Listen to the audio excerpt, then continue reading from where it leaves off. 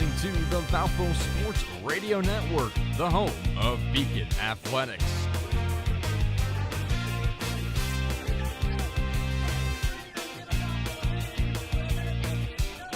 From the game-winning touchdown to the last-second shot, the Valpo Sports Radio Network brings you every game for your Beacons.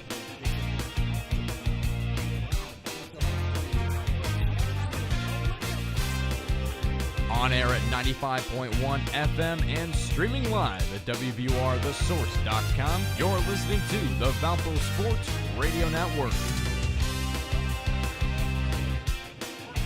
Good evening, ladies and gentlemen. We are live from the Athletics Recreation Center in the Vale of Paradise on the campus of Valparaiso University for tonight's women's basketball Missouri Valley Conference matchup featuring the home team on the scoreboard here tonight, the 7-20 Valparaiso Beacons, who are coached by Mary Evans, who's in her 5th season as a head coach at Valpo, and the visiting team, the 13-14 Murray State Racers, who are coached by Rochelle Turner, who's in her 6th season at Murray State University.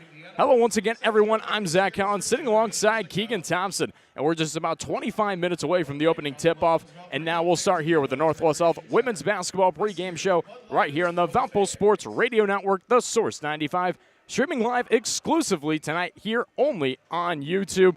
So if you try to go catch this broadcast on our stream, well, you're not going to find it. You're going to find the men's broadcast on that stream here tonight. So, of course, stay tuned here live on YouTube for all your Valpo women's basketball action.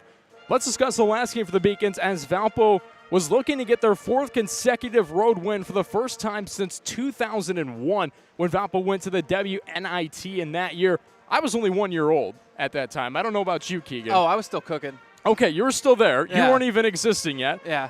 But unfortunately, Valpo wasn't able to make history as they fell 78-49 in front of a packed Redbird Arena. Coming into that game, Valpo had been shooting 50% or better in its past 2 games. However, the Beacons just shot 34.7% from the field, went 7 of 29 overall from the hardwood. The Redbirds also hit a season high for a Valpo opponent in 3-pointers, making 11 on the night. Allie Saunders led the Beacons in scoring with 12 points and had 6 assists to earn her career high in assists. Her previous career high was 5, which she had done twice before in Valley play.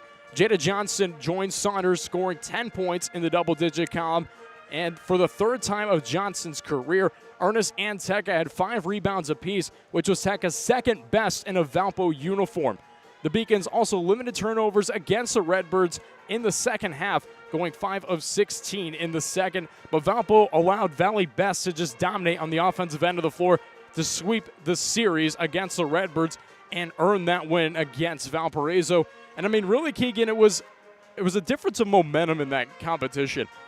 Valpo started off hot. They actually had a 4-point lead in the first quarter. We're only down 9 at half, lost by 30, almost 30 against Illinois State. How did they keep that momentum going up against Murray State? Well, that's one of the common problems we've been seeing with this women's squad. You know, they start up, usually get a lead at the end of the first quarter, and then just somewhere in the second and third, they taper off, and they're not able to extend that momentum throughout the rest of the game.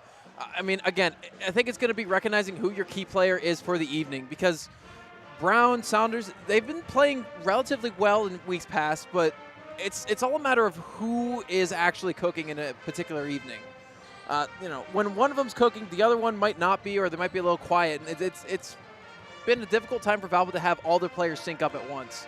I think if they're going to beat Murray State tonight, they got to maintain their key players' efforts, and they got to get the scoring down, and they got to keep it going, because if they fall behind, they get discouraged really easily. And it's very, very, very hard for them to keep up. And the thing is, you look down the line in terms of points per game on this Valpo team, 3 players scoring double digits in averages, right? And that last game against Illinois State, we only saw one of those players of the 3, which is Allie Saunders, able to get in with double digits. She got around her average. She averages around 10.4 points per game, had just above that at around 12. But we saw Olivia Brown as well as Leah Ernest not even get close to those double digits. Brown went scoreless in the first half, and Ernest only had 2 points in the first half against the Redbirds. So a very different competition, but we also saw different players in that game for Valpo step up, especially Jada Johnson. We even saw Emma Tekka step up in that game and even notch in a couple buckets of her own. She's really stepped up here in play. What do you expect out of Tekka here tonight? Well, I mean, you said it yourself, man. Tekka, she's been growing and she's been developing into a really talented player. She's only in her junior year right now, so she's got at least one more here as a beacon. And I think she's trying to get a good look for herself going into next season.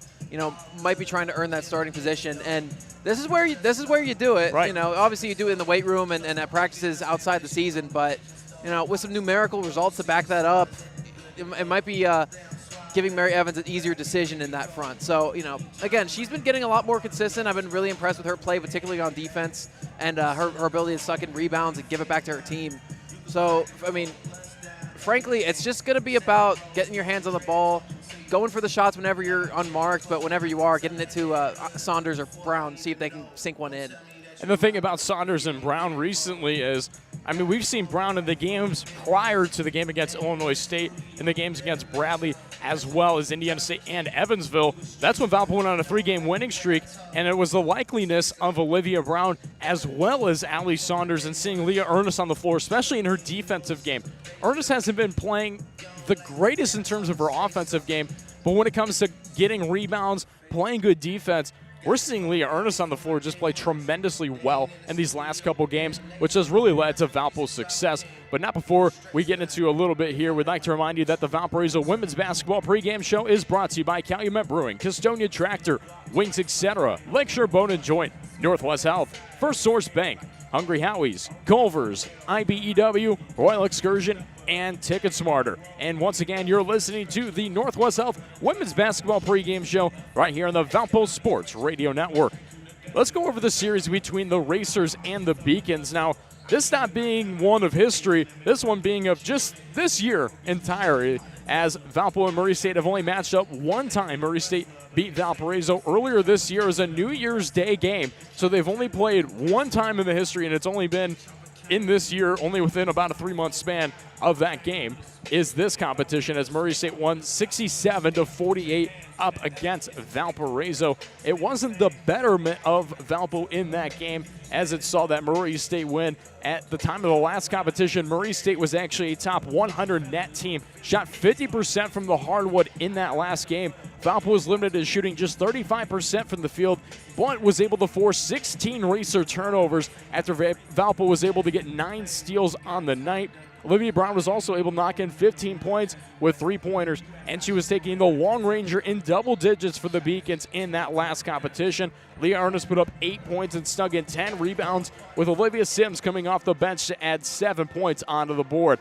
Ava Interante was also able to notch in 6 points, able to haul in 5 rebounds. However, in that game, Valpo was not able to score in the last 8 minutes of that competition in the action of the fourth quarter to get the Racers a big win over the Beacons, as Bria Sanders-Woods earned 19 points, going 7 of 9 from the field, followed by Caitlin Young finishing with 16 points and 11 rebounds, earning a double-double against Valpo in that last game. And speaking of Caitlin Young, I mean, Keegan, just a phenomenal player in the Valley. She was dominant in the Ohio Valley, where Murray State was last season before joining the MVC.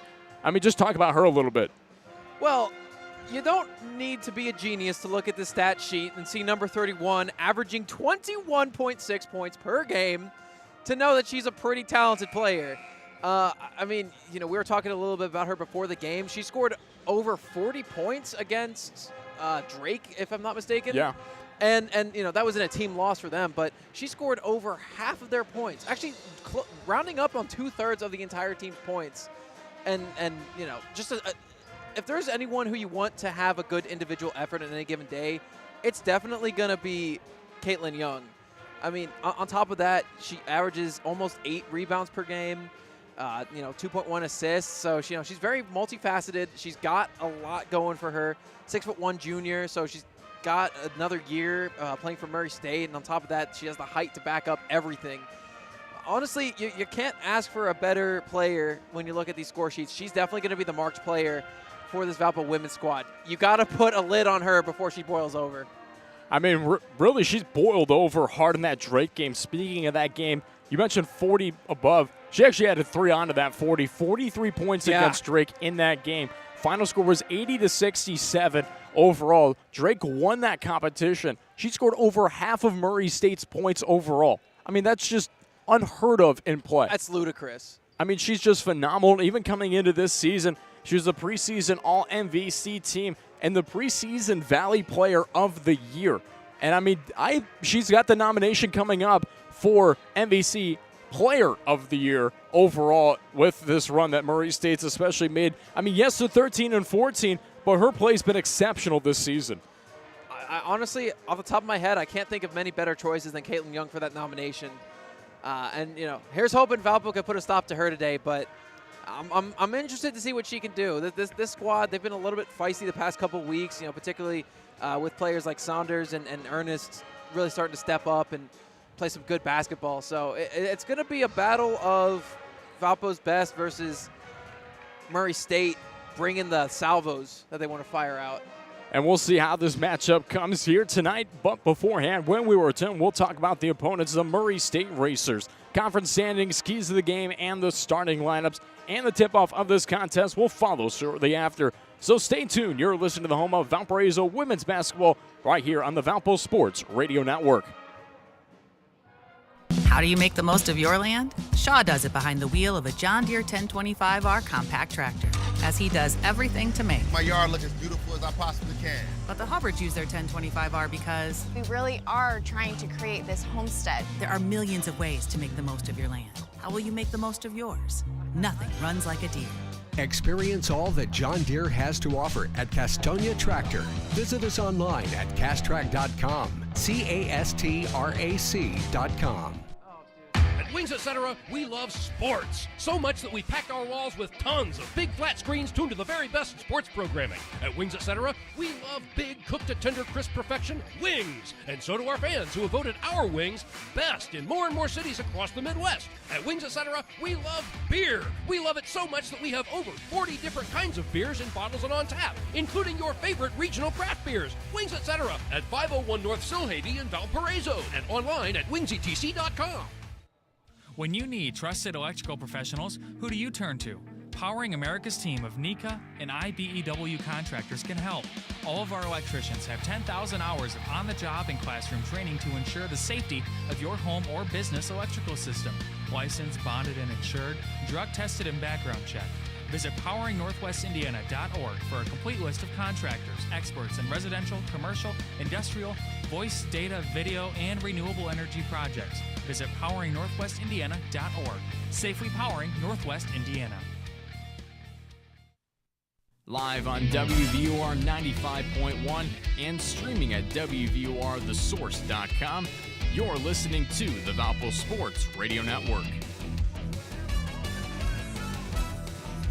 And we are back here at the Athletics Recreation Center alongside Keegan Thompson. I'm Zach Collins, and we'll continue here on our Northwest Health Women's Basketball pregame show right here on the Valpo Sports Radio Network. Let's actually take a look into the Valley and some of the games that are taking place tonight, which are brought to you by IBEW, the Powering America team of Northwest Indiana. One game currently in action, Bradley taking on Indiana State.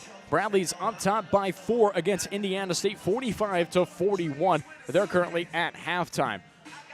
Next couple games are coming up at 6 o'clock Central Standard Time. Missouri State taking on Drake, a good matchup there at 6 o'clock as well. The Redbirds taking on the Purple Aces at Evansville. And at 6 o'clock as well, SIU taking on UNI. And at 7 o'clock, Belmont taking on UIC. Belmont is right now competing tightly in a very tight matchup with Illinois State. Really, both of those teams are going to have to just continue to win games because if one of them loses, one of them is going to take the top Valley spot. And that's going to be tough to get back and trying to earn back that spot. With Belmont being as good as they are, Illinois State being as good as they are, that's going to be a tight matchup. And one other game to look at is that Bradley-Indiana State game, just because the matter of the fact that Bradley has not yet won a Valley game. They're on a 21-game losing streak this season. They really haven't been able to itch into anything in Valley competition. They competed with Valpo, however, in that last game against the Beacons, which took place at Bradley. They only lost by 4 in that competition, 76-72, the final score there.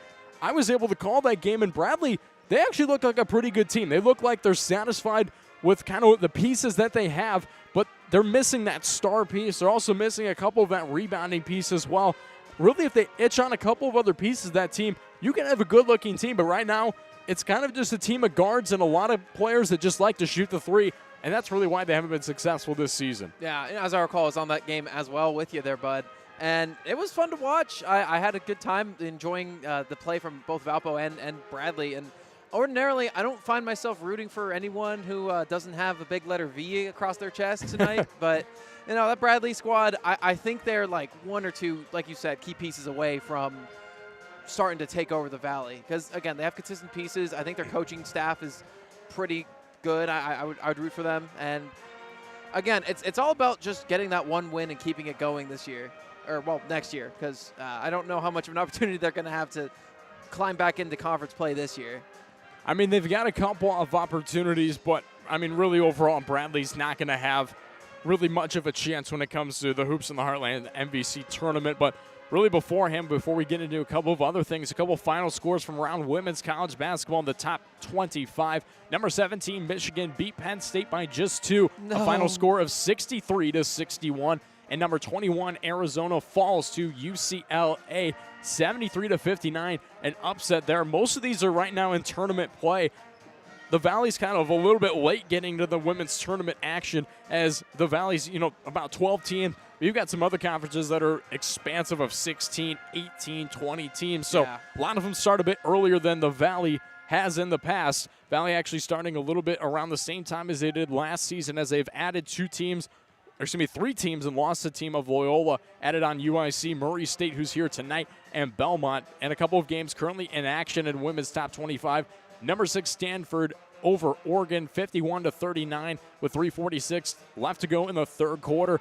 And number 18, North Carolina, taking on Clemson. They're currently at the half, 40-32. NC leads over Clemson in that competition. And, of course, the men's team also taking on Murray State. However, that one is Arch Madness taking place for MVC action. A couple of friends from around the Valpo community are down there tonight, able to support the Beacons. You can catch that game live on WVOR 95.1 FM and streaming live on the TuneIn app. This game exclusively will only be here on YouTube. But, of course, if you want to listen to women's college basketball, stay tuned for this game, because we'll, of course, give you the score updates throughout this competition as well. Yeah, stick with us.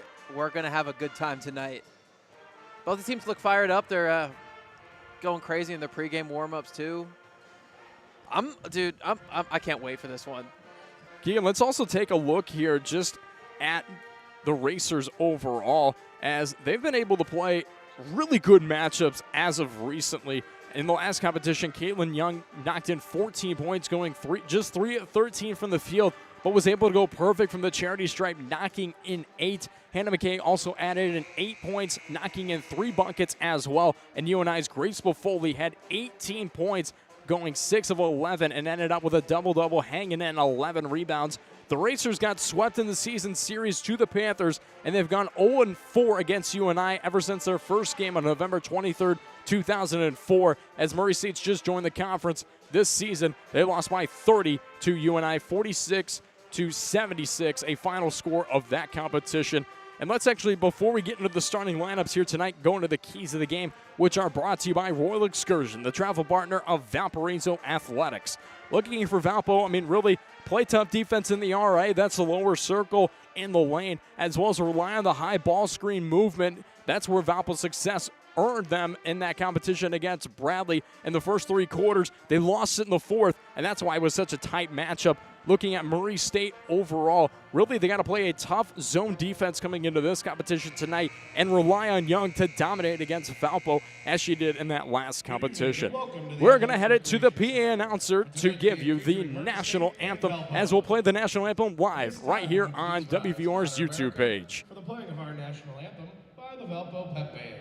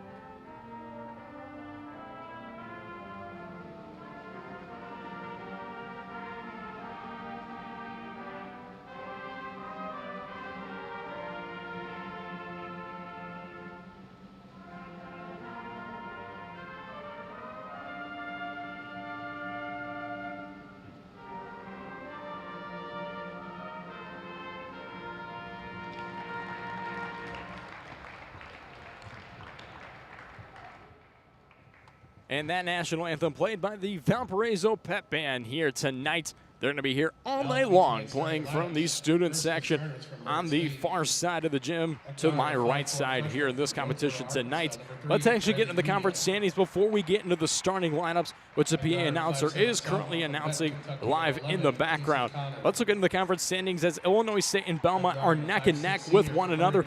The reason I rely on Belmont so much in between this kind of matchup between the two teams earning that top spot is because Belmont's on a 12-game winning streak, and they've just dominated in Valley play overall.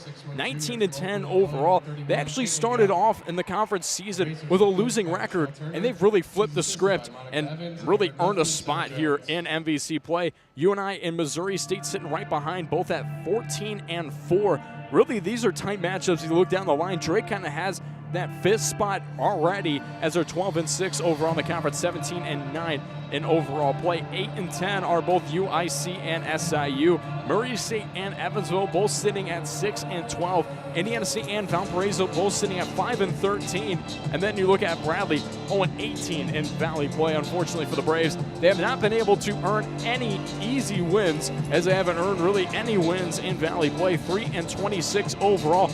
The Braves have not won in over 80 days of action. I believe it is 89 days since Bradley has won a basketball game. So they're really looking for a win tonight against Indiana State. And Indiana State also is on a 5-game losing streak. So two teams really could match up against one another. Bradley, however, won't really move up or down in the rankings of the Valley. Let's take a look at some of these starting lineups, which are brought to you by Northwest Health. Schedule an appointment tonight at mycarenorthwesthealth.com. First, we'll start with the Murray State Racers, the visiting team on the scoreboard here in this competition tonight. At the point guard position, they're led by Kason Connor. Looking at the shooting guard position, they have Macy Turley. At the small forward position, they've got Hannah McKay. Then looking at the power forward position, number 31, Caitlin Young. And then finishing things off, sitting at the center position, number 3, Reva Henny, sitting in this competition, coming here tonight. They're, of course, coached by Rochelle Turner, who's in her 6th season overall at Murray State. Looking to the starting lineups for the Valparaiso Beacons, they're going to be led at the point guard position by number 1, Emma Taka. Sitting with her at the shooting guard position will be number 4, Elise Pitts. At the small forward position, they're going to have number 11, Allie Saunders. More so plays as a guard. Really, Evans relies on 3 point guards really coming into her competitions of Saunders, Pitts, and Taka in their playing style. The power forward is going to be number 33, Olivia Sims, and sitting at the center position, more a forward in Mary Evans' squad, number 32, Maya Dunson. They're, of course, coached by head coach Mary Evans in her 5th season overall here at Valparaiso. Valpo is going to be wearing their home white uniforms with gold trim and brown lettering. Murray State, their away navy blue uniforms with gold trim and white lettering. They're going to be matching up here tonight with Valpo starting off from left to right and Murray State going from right to left. Keegan, a lot's kind of at stake here for this competition for Valpo as well as Murray State. Murray State kind of wants to maintain the record that they're currently at, and especially their seeding in Valley action. I mean, they're 6-12. They don't want to go down with Evansville overall in terms of the Valley rankings, because Evansville, I mean, they're 6-12 as well. They can catch up if Evansville wins in their competition tonight, which likely, based off the RPI ratings, is not going to happen. But, I mean, it surely could happen. We've seen crazier happen. I mean, we saw Valpo, who was supposed to lose to Missouri State by 22, according to the RPI, win in that competition by double digits. You never know what to expect at Valley play. You do not, my friend. And here's another thing, too. Valpo has an opportunity to jump quite a few slots in Valley play tonight. Obviously, with a Bradley victory over Indiana State and a Valpo win tonight, that would put Indiana State at 5-14 in conference play. Valparaiso would be at 6-13 hypothetically, which would put them up over Indiana State. They would have a tied record with Murray State overall as well, and then they would also be tied with Evansville with an Evansville loss tonight as well. So Valpo has the opportunity to jump up at least 1 to 3 slots tonight, which is, I mean, there's a lot to play for with this one as we head to opening tip-off. Players in the circle, and we're going to see Murray State take the opening tip. Young winning that tip over Dunson. Murray State from right to left, Valparaiso from left to right to start off action here. as McKay passes on over. Racers at the top of the key. Connor controlling the basketball. Signals with her left hand. Skips it on over to the right side. Swings it back. Now rolls it around the perimeter. Contained by Turley. Kick out. This one's for three for Pina. Knocks it down. Beautiful attempt for Breeley Pina.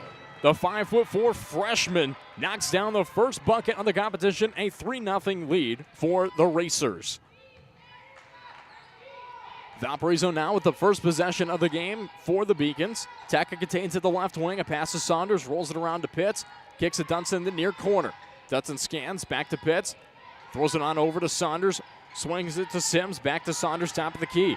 Saunders at the 15-foot marker. Now in the lane. Kicks in. Kicks out. Finds Dunson. This one's from downtown. That's no good from the right wing.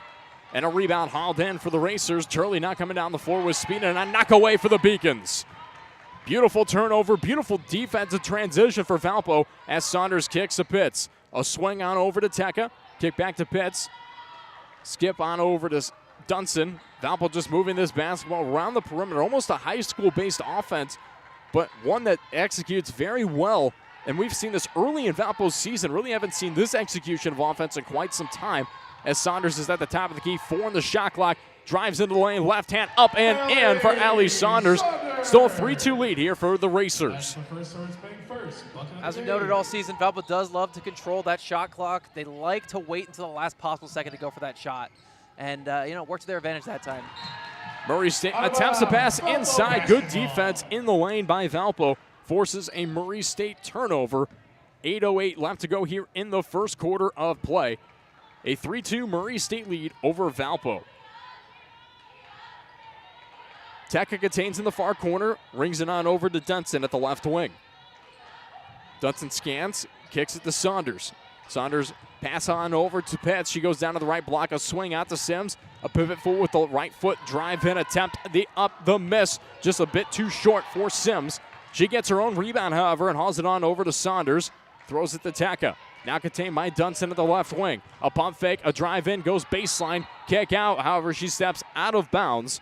A turnover for Valparaiso here early. 7:34 left to go in the first. Valpo doing a lot differently than what I've seen. Some of their problems before have been a subpar defense, not an ability to get a lot of turnovers, and not a lot of rebounds. And they've done quite a lot of all three of those things in these first 3 minutes. Racers Young continues in the lane. A kick out. This one's from downtown, and a knock it down is Breeley Pina. All 6 points of the game are by the freshman here in this competition for the Racers. Tech at the far corner. Swings it on over to Pitts. Kick to Saunders at the top of the key. Saunders with the bounce pass to Teka. Kickball violation by Pina off the Racers. Valpo's going to have the basketball on the far side. Actually, they're going to put it baseline on the far side of the floor. A 6-2 lead here for the Racers. 7 minutes left to go, and an inbound bounce pass goes to Dunson. A kick to Saunders as she now controls at the point. Currently guarded by Turley. Swing on over to Teka. Skips it on over to Sims at the left wing. Sims goes right wing to Pitts. Puts up a pump fake. Kick to Dunson, 5 on the shot clock. Drives in, left hand, gets fouled. She'll go to the line for a pair. Good job by Maya Dunson. I mean, really, Keegan, she just got into the lane, got aggressive, just drove to the basket. That's all you can ask for. She recognized her opportunity, and she took it. And you know what? She drew a foul. She wasn't able to sink the basket, but hey, we got 2 opportunities for free points here. She makes the first one. Dunson so far this season, 57% from the charity stripe. Hasn't been one of her stronger suits overall. As she's able to make them both, however, put it at a 2-point deficit. 6-4 Murray State leads in this competition as Turley is in between the circles, goes right side. Pump fake, kick to Pina. Pina scans the inside, swing on over left side to Connor. Connor contains, goes with the right-hand pass to McKay. McKay tries an inside look, and it's a turnover here for Valparaiso. Saunders with the basketball, finds an open lane, a drive, and a block for Young. What a block by Caitlin Young. Pitts almost knocks the basketball away as it goes out of bounds. Holy cow. Man, some really good ball swatting for both teams. I mean, I've seen good blocks, but that's one of the better blocks I've seen all season long. Which one, ours or theirs? I'm going to say theirs. That was just a skimming away turnover by Pitts. Yeah. Trying to create a turnover on the attempt. It did not, however, as Murray State now controls the basketball. Sanders Woods checking into the game as she tries driving in. An easy right up and in for Bria Sanders Woods. That's an excellent start to get into a basketball game and score just about immediately. Didn't even take her 10 seconds to score in this game. Saunders to the left side. Pass goes to Teka. Swings it on over to Pitts. Now back to Teka. Teka tries to look with an inside look and a turnover as Turley's able to grab the basketball. She's waiting for a kick ball violation. Wasn't going to get it. She just picks it up. Drives up and in. Next, another bucket for Macy Turley. Put it at a 6-point lead. 5:30 left to go in the first quarter for the Racers. Saunders in between the circles, guarded by Pina. Swings it left side to Teka. Teka tries going to Sims, almost a turnover. Sims is able to contain the basketball and is now contained by Elise Pitts at the right wing. Pitts skips it on over to Sims. Sims tries to find an open side. Down the front corner. Kicks on over to Dunson, top of the key. 2 on the shot clock, tries throwing up a shot. Misses the attempt, and it will be a shot clock violation. Didn't even make contact with the rim on that attempt is Maya Dunson. Valpo really struggling to get and find an open look so far as they're going to bring in Olivia Brown to bring some offensive momentum. Racers are going to bring in a sub as well to this competition. Currently cannot see her number on the floor. It's going to actually be number 13, Jada Black. Couldn't see her number for just a second as her hair was covering up the entirety of the back of her jersey. Yeah, and for those substitutions, Teka is out as well as Caitlin Young for the Racers. And Hannah McKay knocking down a bucket from mid-range left corner. A 12-4 lead. Valpo's got to get some offensive momentum going as they have not scored in over 3 minutes and 30 seconds of action. 4:30 left to go. Brown at the left wing. Swings it to Saunders. Skips that on over to Pitts at the right wing. Signals over with the right hand. Now contained by Sims. Sims looks over left side to Brown. Goes cross court near side to Saunders. 6 on the shot clock. Hauls up a shot just short. Rebound hauled in by the Racers of Sanders Woods as she comes down the floor with speed. A kick to Turley at the far wing. Turley guarded by Brown. Throws with her left hand.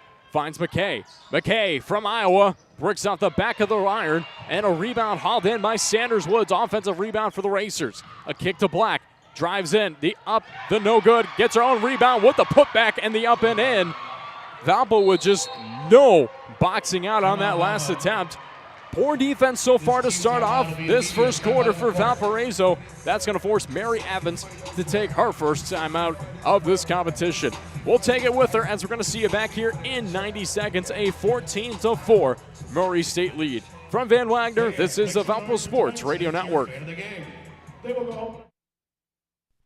Preferred 4-1 over any other orthopedic practice in the region, Lakeshore Bone and Joint Institute offers the specialized bone, joint, and muscle care needed to keep you in motion.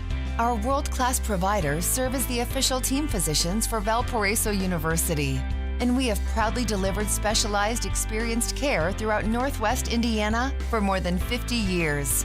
To learn more about Lakeshore Bone and Joint Institute, visit lbji.com.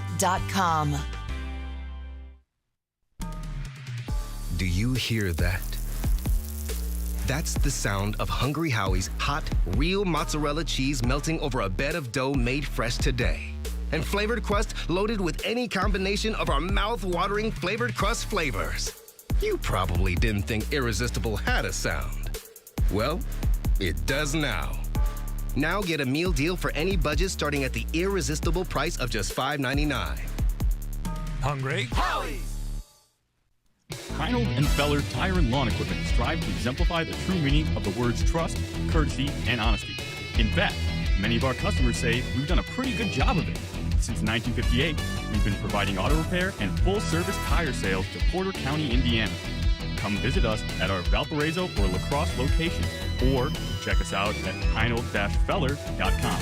We look forward to many more years of providing you excellent service, because at our Heinold and Feller, your family matters to ours.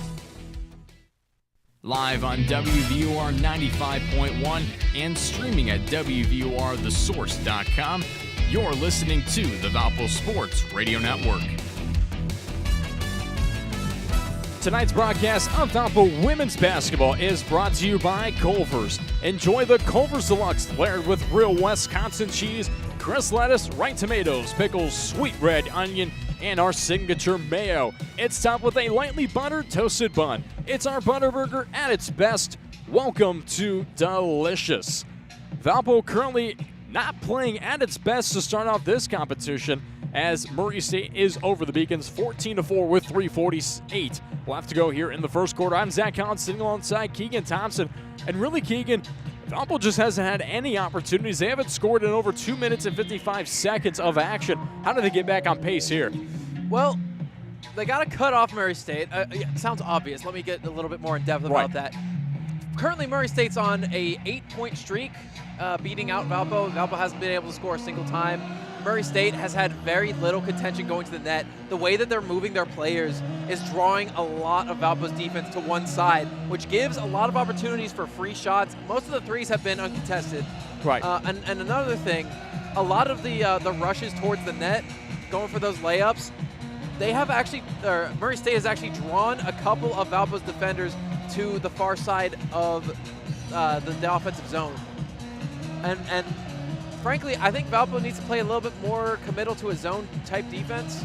They're playing too much man coverage, and it's allowing Murray State to get behind them and just not have much of an opportunity to contest them. On top of that, Valpo needs to play for their own rebounds, because anytime they take a shot, they step back. They don't try to compete with that.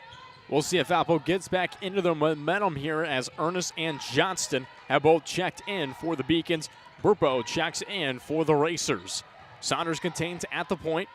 Looks on right side to Sims. Sims tries driving in, right block, offers up a shot, gets fouled in the attempt with 7 left on the shot clock. And we'll see Olivia Sims head of the line to shoot 2. I mean, that's kind of the momentum you need early in this game, is to be able to bring Sims right in, try an easy drive. She gets there, she gets fouled. Really can't ask for anything better on that attempt. And especially, she scored on the first one. A 14-5 lead still here for the Racers. First points for Valpo in over, 3-4 minutes? About 3 minutes of action. However, Sims splits a pair.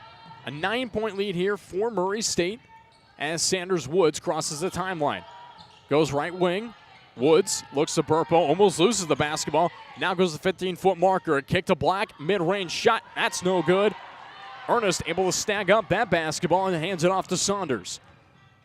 3 minutes of action left to go as Ernest is at the left wing, looks in the far corner to Brown. Brown at the baseline, a bounce pass to Saunders, and up and in for Allie Saunders off the glass. The first field goal for the Beacons in over 5 minutes and 30 seconds of action. A 7-point lead here for Murray State. Briley Pina at the top of the key, rolls to the right side, now at the right wing. Rolls back, bounce pass to Young.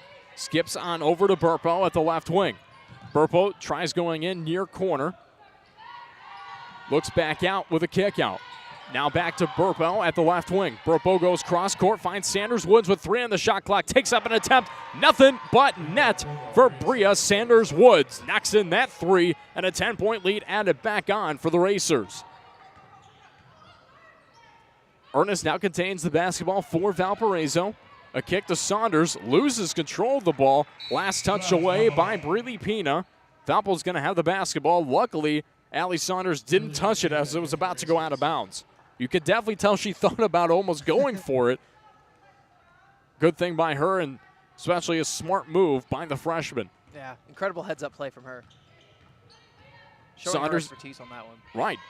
Saunders at the point, kicks it to Johnson, right wing. Johnson a swing out to Ernest, a pump fake to the left side. Now attempts with a drive-in, right block, low baseline. Kick out, top of the key, Saunders from downtown, splash! Allie Saunders knocks in a 3. That's going to be huge for Valpo's momentum. Valpo still down by 7. They're going to need a stop here as Young is at the far corner. A kick, now back to Young. Young loses the basketball, a touch away from Saunders, and a steal's going to be picked up by Ernest. Saunders swings it to Brown, far corner, puts up a pump fake, goes baseline, knocked away, and a turnover as Burpo is able to pretty much one-hand catch it and bring it in. Keegan, you're just amazed after that play. So Olivia Brown tried to sling it from out of bounds. It got tipped off of 2 Murray State players, grabbed by another Totally one with misses one hand. an attempt. Dude, I'm floored by that. Valpo back on offense. Brown with the ball, left block, kick out Saunders after the miss attempt by Turley and the Murray State Racers, and an open three look for Sims is no good. McKay able to snag up a rebound and a rollout to Turley as she comes down the floor. Swings back out, goes right wing. Now top of the key for Turley. Turley looks, scans, goes right side to Burpo at the right wing. Burpo dribbles with her left hand, finds an open lane, the up and the foul. She missed the attempt with 42.7 seconds left to go here in the first quarter. Foul is going to land on Olivia Brown. That'll be Brown's first and the team's first here of this competition. We'll also see Ava Interante check in for the first time here in tonight's competition as well. As we'll see Alexis Burpo head to the charity stripe, shooting 74% on the season. Just short as she misses the first attempt. A 17-10 Racer lead over the Beacons.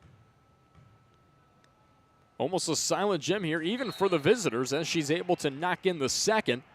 Put it at an 8-point lead. She'll check out. We'll see Sanders Woods as well as Kaysen Connor check in here to this competition. Ernest with the basketball at the point position, crosses the timeline, now in between the circles. Game clock and shot clock separated by just about 12 seconds. Ernest still dribbles, three players at the left wing. Interante at the near corner. Ernest with the basketball. Swings that on over to Brown. This one's from downtown. That's no good. Last touch off the Racers and goes out of bounds. Shot clock will turn off. And Valpo will have the basketball inbounding at the low baseline, far side of the floor. 14.2, Saunders inbound, bounce pass goes to Ernest, tries going up and gets the offensive foul. Ernest with the push off. Actually going to call it on Saunders with the push off. I mean, they both pushed off. I was wondering which one was going to get called for it. It is going to be Saunders. It'll be her first and the team's second. Murray State with 10 seconds left to go. Turley at the left wing, kicks out, finds McKay. This one's from downtown, knocks it in. Hannah McKay able to knock down a three and put it at an 11-point lead here for Murray State to finish off the first quarter of action. Still lots of action to happen here. 21-10, Murray State leading over Valparaiso to end the first quarter of play. We're going to take a media timeout. We'll see you back here in 90 seconds. From Van Wagner, this is the Valpo Sports Radio Network. TicketSmarter is glad we are back to holding live events. If you are looking to buy tickets to the best sports, concerts, and theater events, all at the very best price, look no further than TicketSmarter.com or on the app. Buying tickets at TicketSmarter will help support children in need. For every ticket transaction on TicketSmarter, $1 will be donated to a children's charity. TicketSmarter is proud to be the official ticketing partner of bowl season. TicketSmarter, a smarter way to buy tickets. Hey, you! Don't do it! Don't take that job when you can have a career. I'd love a career, but where? At First Source Bank, we offer a variety of fulfilling career opportunities, schedule flexibility, good pay and benefits, educational opportunities for personal growth, and a chance to work with amazing people just like yourself. Join us. Learn more at firstsource.com/careers. That's the number one, stsource.com. An equal opportunity employer. Male, female, disabled, veteran. One meal everyone in your family can get on board with? It's Culver's. You may know us for our famous butter burgers, cooked to order for that great signature steak taste, but we're also known for our whole white meat chicken tenders and juicy chicken sandwiches, and our melty Wisconsin cheese curds, and our hand-battered North Atlantic cod. At Culver's, we believe more menu options mean more ways to brighten your day. Welcome to Delicious.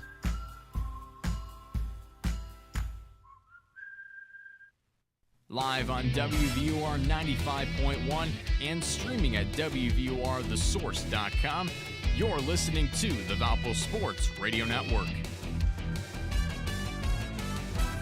The 2023 Missouri Valley Conference Women's Basketball Tournament hits the hardwood at Vibin Arena at the Mark Center, March 9th through the 12th in Moline, Illinois. Buy your all-session tickets to Hoops in the Heartland tonight and save $20 just by calling 219-464-5233 or order online at valpoathletics.com. Get your tickets and experience hoops in the Heartland. That'll definitely be a great tournament. The men's game is currently in action. They're in MVC tourney play. Currently, the score 17-10, almost replicating kind of a score that we've seen here of Murray State and Valpo.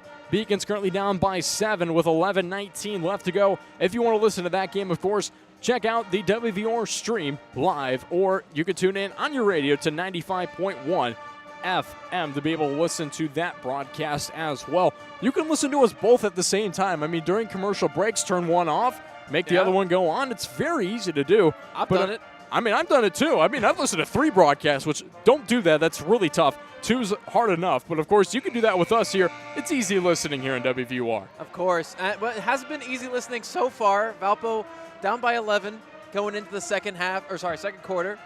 And I'm going to be honest, it's probably due part and parcel to some pretty subpar defense from them. They're not getting rebounds. They're not covering the players they need to. They're leaving the wings heavily exposed. Right. And that's allowed for Murray State to go for a lot of threes and make a lot of threes uncontested just because Valpo's too clumped up in the middle.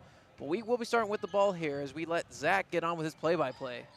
Thank you, Keegan. Saunders at the top of the key with a wing on over to Ernest. A kick out. Brown from downtown misses that attempt just off the mark. McKay able to haul in a rebound for the Racers. Hands it off to Pina. Pina looks down the floor to Turley in the far corner. A kick to Connor. Looks inside. A swing around to McKay. Near corner. This one's from Iowa. That misses the attempt. Interante able to snag up that basketball. Hands it off to Saunders and crosses the timeline. Saunders looks at Interante, who wasn't paying any attention to Saunders whatsoever. Kind of was lost in another world, trying to look for an open lane on the inside. Now contained by Saunders. Kick out Brown. Pump fake, tries driving in. Kick out. And a foul is going to be called on Murray State. It's going to be on number 11, Kaysen Connor. That'll be her first and the team's first of the second quarter. Valpo will bring in a sub of Elise Pitts. She'll check in for Allie Saunders. 21-10, 9:13 left to go here in the second quarter as Pitts is going to inbound on the baseline near side. Floats it on in, finds Brown, top of the key. Brown with a hand out to Johnson. She's containing the basketball at the right wing. Dribbles left, now right. Throws on over to Brown. Brown with a handoff to Ernest. A kick near side to Interante. She attempts with the drive in. Now 4 on the shot clock. Kick to Johnson. This one's from mid-range. Nice. Knocks through for Jada Johnston. And Valpo strikes first in the second quarter. Murray State looking to answer back. Pina missing her three-point attempt and a basketball knocked out of bounds. Last touch by Valparaiso's Elise Pitts. 21-12, Valpo down by 9 here in the second quarter with 8:43 left to go. Racers to inbound near baseline. Connor with the toss in to Turley. Knocks in a 3. Nothing but net for Macy Turley. And now a 12-point lead here for the Racers. One of the biggest leads here so far in this competition tonight. Johnson at the left wing tries to go to the left side pass. Knocked out of bounds by Connor. One thing we got to mention is Murray State's defense has been excellent to start off this game. The way they poke the ball in between passes from Valpo, it's been incredible so far. They're doing a really good job of disrupting every single pass. One thing Murray State's good at is guarding the perimeter as Ernest loses the basketball for a second. Looks like it was touched by Young on the inside as it goes out of bounds. Valpo will have the basketball as Pitts will inbound from the near baseline with 7 seconds left on the shot clock. Kicks into Johnson, swings on over to Interante, top of the key. Kick to Pitts. She tries looking, throws up a 3, misses the attempt, and it will be a shot clock violation. Basketball did not touch the rim. That's going to be 2 turnovers on shot clock violations so far here tonight for Valpo. Murray State takes over as Connor dribbles in between the circles. Throws left side to the wing to McKay.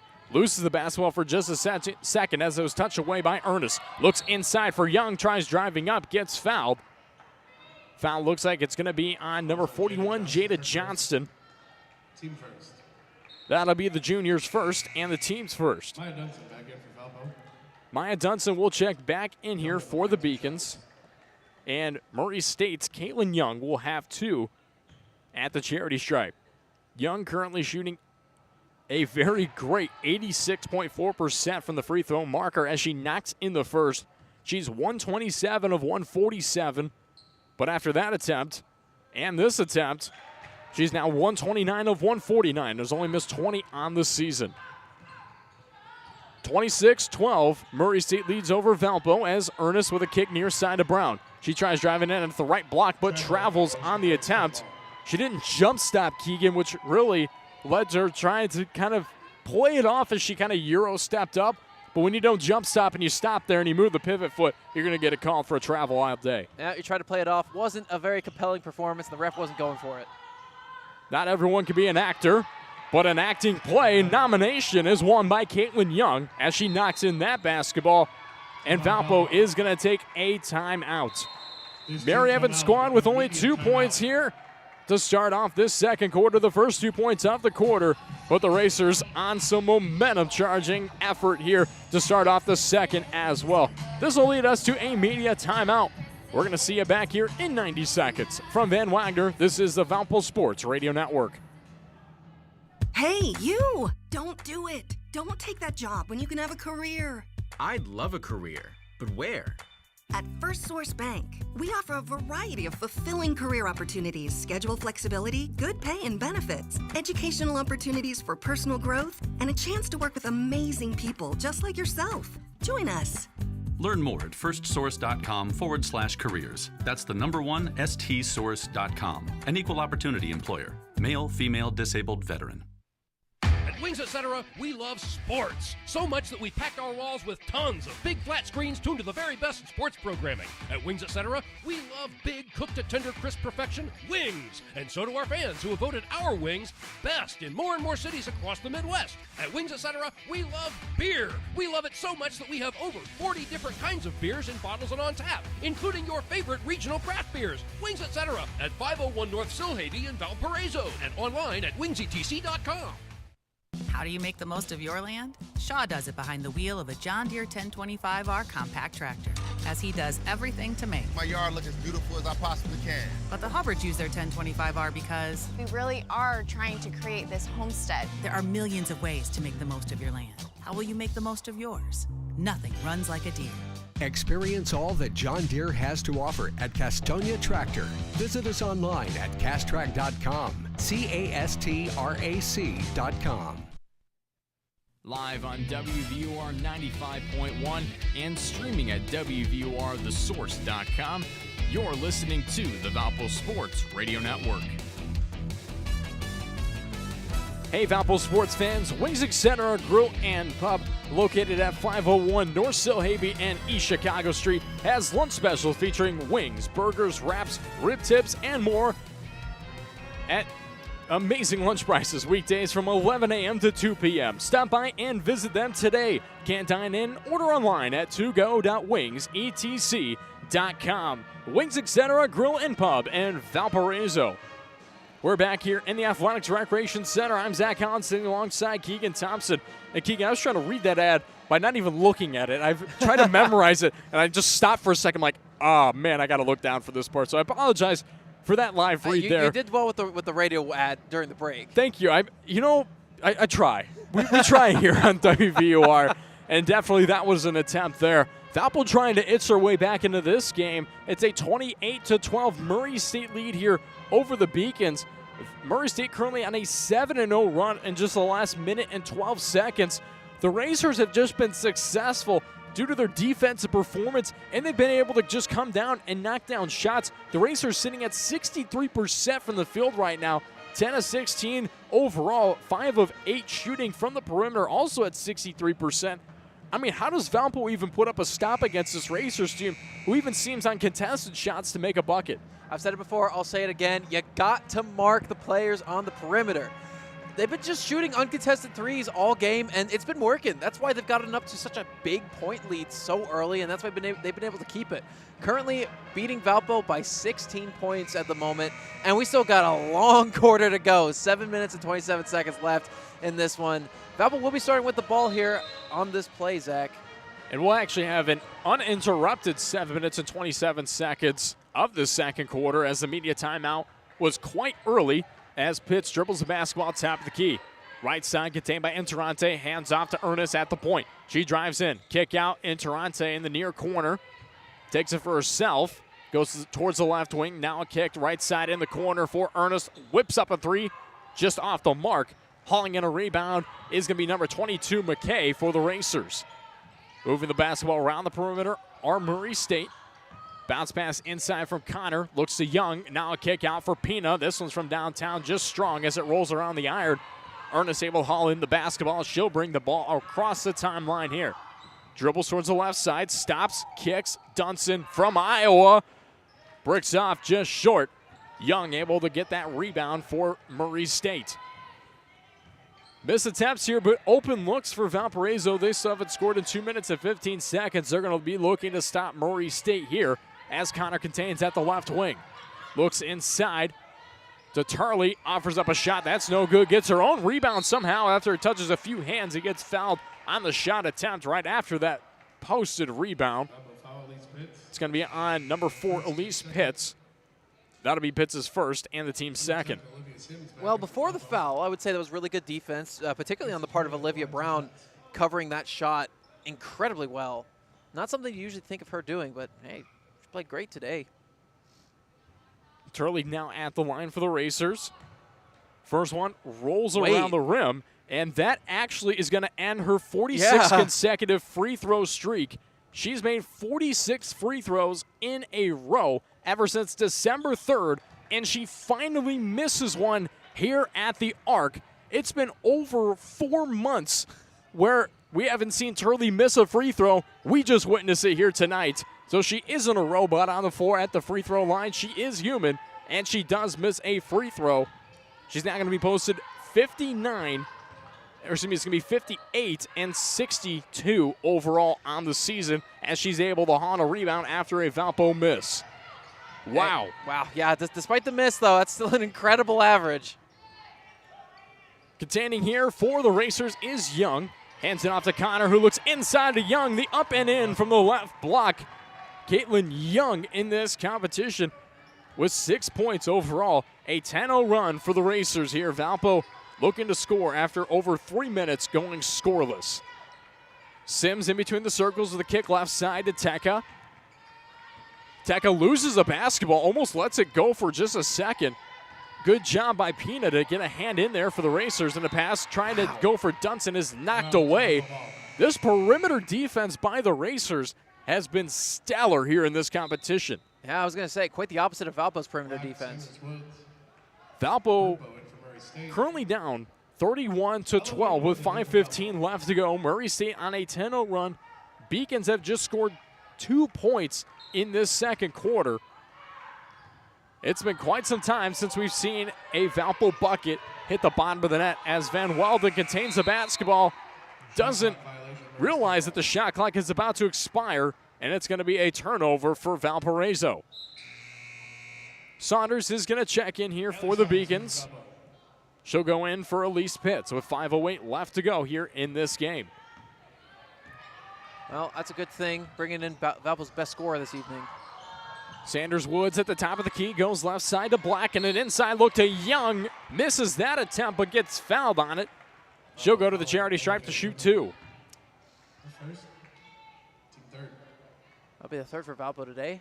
Valpo just really hasn't been able to catch a break on the defensive end.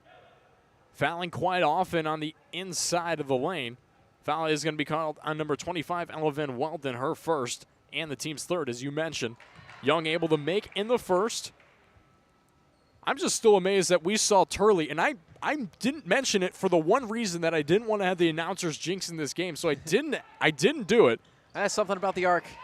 And maybe I should have. Yeah. Because then it really would have gone somewhere. But maybe I'm happy I didn't, because she would have come up here and realized that I did it and been displeased with my calling of this basketball game. A 33-12 lead here for Murray State over Valparaiso. Valpo trying a far pass, contained by Van Welden.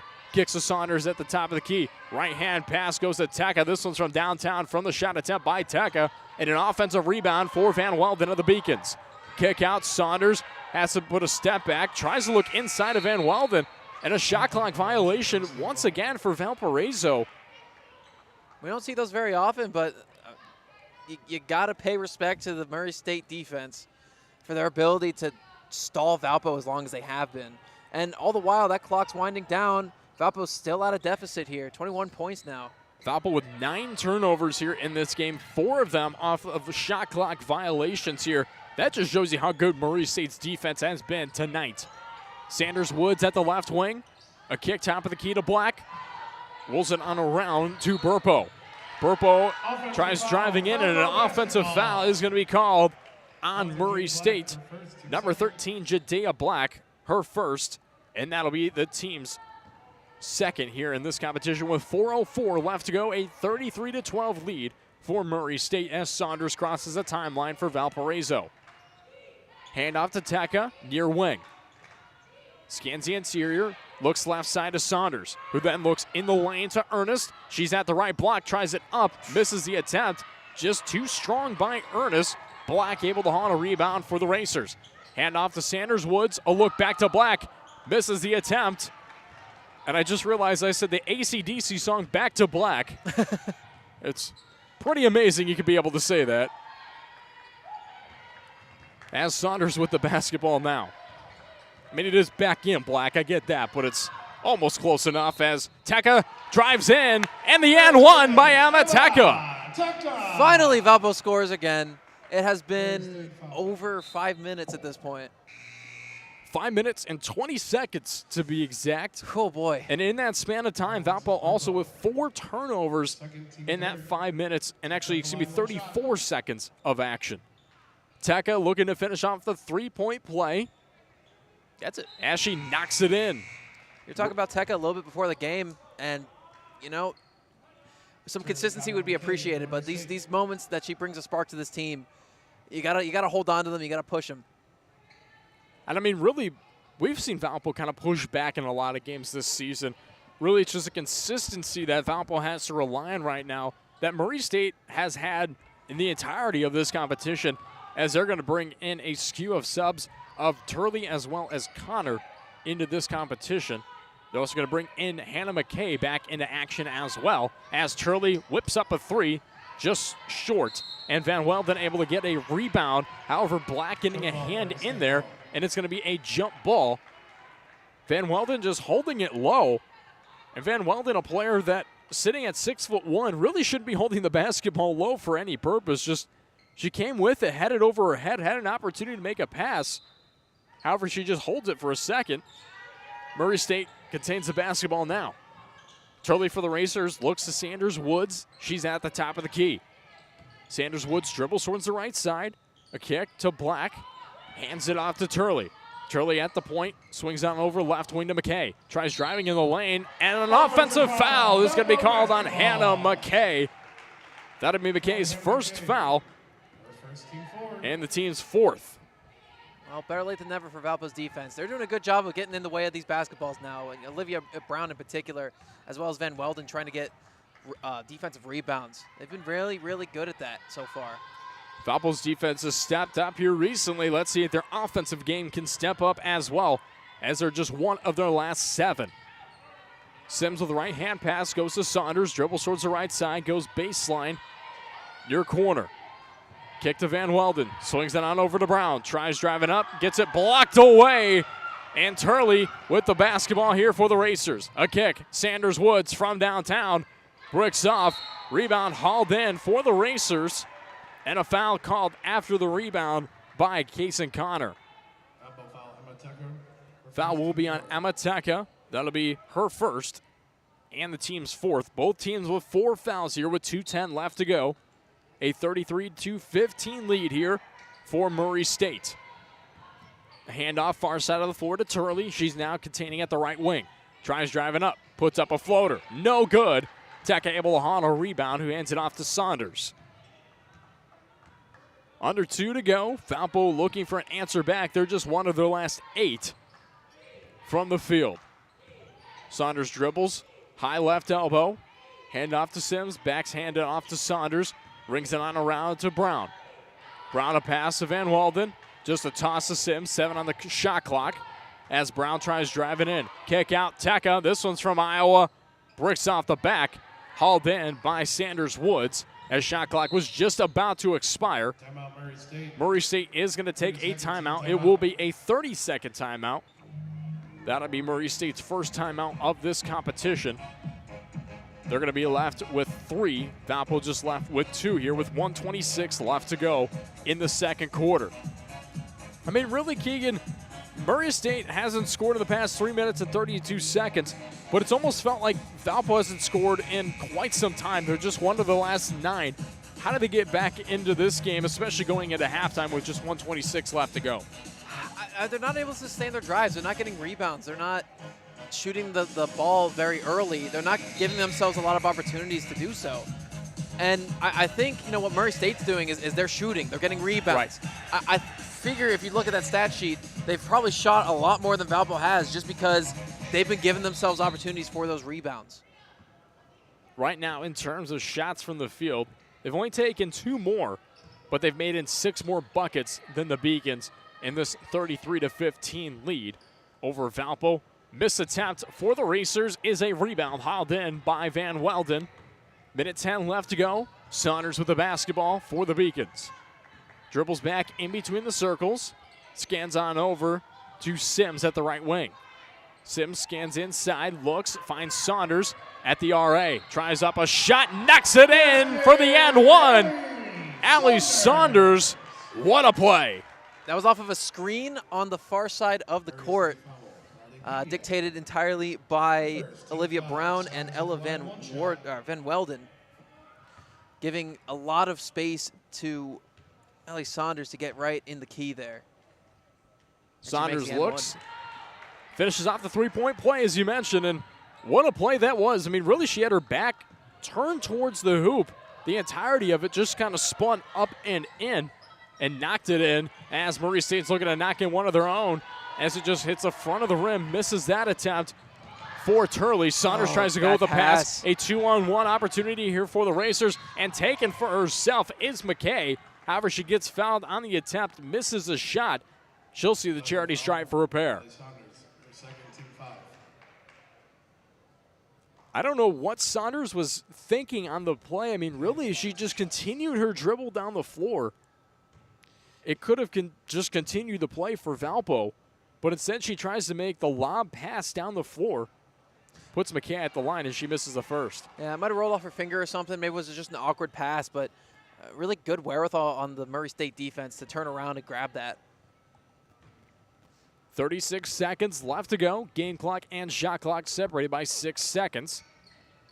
As McKay is able to knock in the second, put it at a 34-18 lead. As Katie Byer will check in here for Valparaiso, seeing her first appearance here so far tonight. Saunders is going to be guarded by Pina of the Racers. She's in the near front court. Dribbles down the floor, goes over to the right wing, receives a screen from Byer. A jump shot from mid-range, misses that attempt by far as it just touches glass. Young able to get the basketball for a rebound as Sanders Woods comes down the floor and halts up with just 12 seconds left to go. Kick on over to Turley at the left wing, 6 on the game clock. Back to Sanders Woods, mid-range from the right elbow, misses the attempt. However, she got fouled with 3.5 seconds left to go. Team over the limit. Saunders is going to be called for the foul. I was going to say that would be in the bonus as well, too. That's Saunders' third, if I'm not mistaken, right? That is her third. Well, playing dangerously, as usual, for the freshman. Team 6 overall foul in this second quarter. As Sanders Woods is at the charity stripe. Able to knock in the second.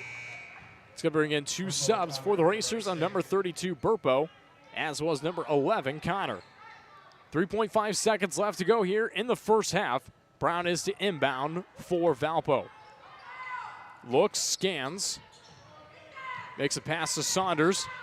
She's at the front court, opposite side. Throws up a last-second shot and hits the ball girl underneath the bucket. Unfortunately, she's okay. Hits her, but she gets up. Fortunately, just okay. What a champ. A 36-18 lead here for Murray State over Valparaiso to finish off the first half of action. Valpo finishes off this half going 2 of 11 from the field in their last 11 attempts. Murray State, all of their last 6. So a lot of defense in this competition. We'll see how the defense racks up coming into the second half, but not before our IBEW Empowering America team halftime show. So stay tuned for that, of course, as we're going to head to a media timeout. We'll see you back here in 2 minutes. From Van Wagner, this is the Valpo Sports Radio Network. There are sports bars everywhere these days, but there's only one place for award-winning jumbo wings, bigger beers, and better food and drink values all week long. Wings Etc. Grill and Pub. We're so much more than wings. Enjoy wraps, salads, subs, seafoods, quesadillas, amazing appetizers, and awesome daily lunch food and drink specials. And now, when you can't eat here, order online for pickup at togo.wingsetc.com. It's fast, easy, and convenient. Wings Etc. Grill and Pub at 501 North Silhavy in Valparaiso and online at wingsetc.com. Ticket Smarter is glad we are back to holding live events. If you are looking to buy tickets to the best sports, concerts, and theater events, all at the very best price, look no further than Ticketsmarter.com or on the app. Buying tickets at Ticketsmarter will help support children in need.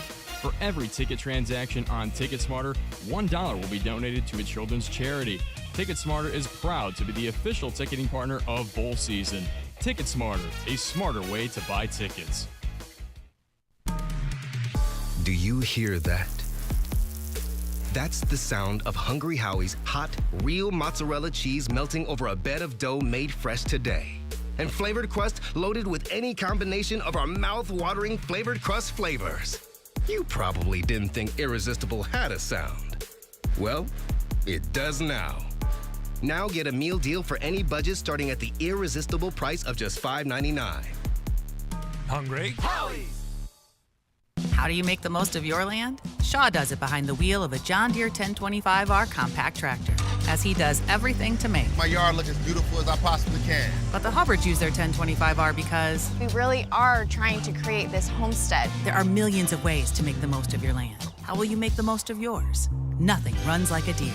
Experience all that John Deere has to offer at Castonia Tractor. Visit us online at castrac.com, castrac.com. Live on WVUR 95.1 and streaming at WVURTheSource.com, you're listening to the Valpo Sports Radio Network. The Missouri Valley Conference Women's Basketball Tournament returns to Vibrant Arena at the Mark in Moline, Illinois, March 9th through the 12th. Reserve your seat at Hoops in the Heartland just by calling 309-764-2001 or order online at mvcquadcities.com. Get your tickets and experience Hoops in the Heartland. I'm Zach Collins sitting alongside Keegan Thompson as we welcome you to our halftime show, which is brought to you by the IBEW Empowering America team of Northwest Indiana. If you're just joining us here, the current score of this competition, Murray State leading over Valpo 36-18 here at halftime. Let's break down some of the stats for the opening half of this game, as we're going to start with Valparaiso with 18 points overall as a team.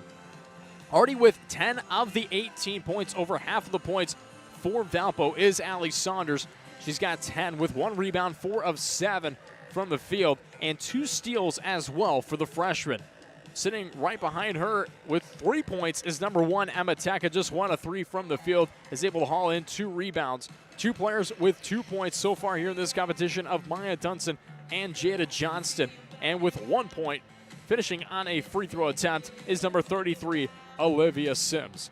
Looking down the line for Valparaiso, we've got Elise Pitts, as well as Olivia Brown, Leah Ernest, Ava Interante, Ella Van Welden, and Katie Byer, all playing here in the first half but did not score. This is now 2 times for Olivia Brown. Now, I can't look the stats specifically up for the first half statistics overall, but this is the first time this season where Brown has had 2 first halves of action where she's gone scoreless, and they've been in back-to-back games against Illinois State and now against Murray State. Brown really has not been able to knock some shots in. She's just been 0 of 3 from the field in 12 minutes and 6 seconds of action.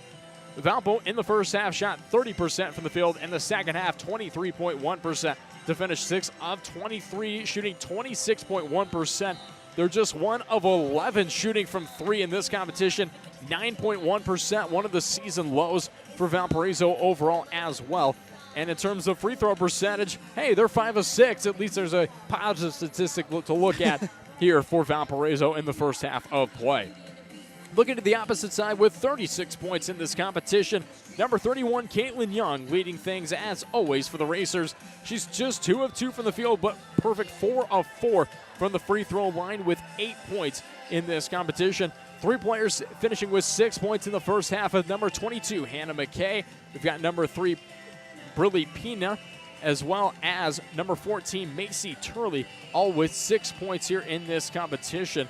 And looking at it as well, we've seen McKay able to haul in 4 rebounds in this game. Turley also able to haul in 3 rebounds in this competition. Finishing with 7 points in the first half of action, number 21, Bria Sanders-Woods. 2 of 3 from the field with 7 points and 3 rebounds, sitting right alongside Turley in that 3-rebound marker. And finishing off in terms of scoring, number 13, Jadea Black with 2 points. And number 32, Alexis Burpo, finishes with 1. The only player who did not score in the first half for the Racers and played, number 11, Kaysen Connor, here in this game. The Racers shot 66.7% in the first half, just 23.1% in the second, 3 of 13, bringing it to a 44% field goal percentage here in this game. Went 5 of 12 from the perimeter and 9 of 12 from the charity stripe in this competition so far. Murray State has 17 points off of Valparaiso's turnovers here in this competition. Valpo with 11 turnovers. Valpo with just 2 of Murray State's 6 turnovers in terms of points overall in the first half. 10 points in the paint for the Racers and 8 for the Beacons. 6 second chance points for Murray State and none for Valparaiso. 3 fast break points for Murray State and also none for Valparaiso. And 10 bench points hauled in for the Racers and just 2 able to be dished in for the Beacons here in this competition. We've only seen the starters get 16 points. The only other 2 points able to be hauled in here in this competition so far have been by number 41, Jada Johnson, in action so far in this game. So really, Valpo, they just haven't been able to score. I mean, that's just the benefit of the doubt that you can put down. I mean, only 8 points in the second quarter, 10 points in the first. Murray State on the opposite end of things with 15 in the second, 21 points in the first quarter. How does Valpo get back within this? I mean, we could break down stats all day long, but I mean, really, the defense isn't there, the offense isn't there. What do they work on? You gotta go back to basics, man. You gotta score by shooting the ball into the net. That helps. And when the other team is shooting, you gotta not let them. Because if they get the points into the net, they score. You know, are you explaining it for this is like kindergarten level explanation from you? You're giving me yes, don't let it hit the bottom of the net and don't let them score. Yeah. But I mean, really, you're not lying to me. I'm not making fun of you because it's exactly what it needs to happen in this game. Well, here's the thing. I feel like Valpo's just uncomfortable in a lot of these situations. I feel like they're overthinking and they're not really flowing well to what they need to do, particularly on defense. Defense, they're letting way too many of Murray State's players get behind them or be uncontested in the perimeter, and they're getting way too many uncontested shots out. That's why they're being able to score so easily. Now, they did a little bit of a better job in the second quarter, obviously because they went 3 from 13 from the field, which is much, much lower than 8 for 12 in the first quarter. So Valpo's defense did start to bring it together a little bit, but then they overthought a little too much, tried to overcorrect, and gave the other team a lot of opportunities to go for free throws. They went 8 for 10. I mean, that's over half the points that they had in the second quarter just from free throws. So ultimately, the defense did get short up a little bit. However, just too many fouls, too many extra opportunities from those fouls. And, you know, Valpo's not really bringing back much offense on top of that. The only player who has more than 3 points right now on Valpo's team is Saunders. Right.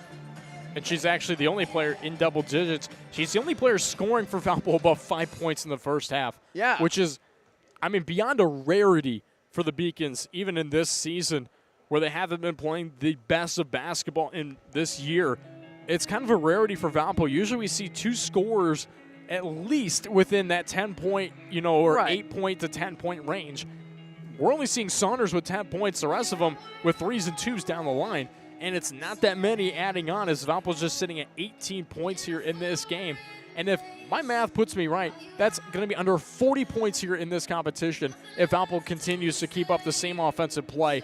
Murray State looks like they're going to be over 70 here. The RPI coming into this competition tonight was Murray State 68, Valpo 62.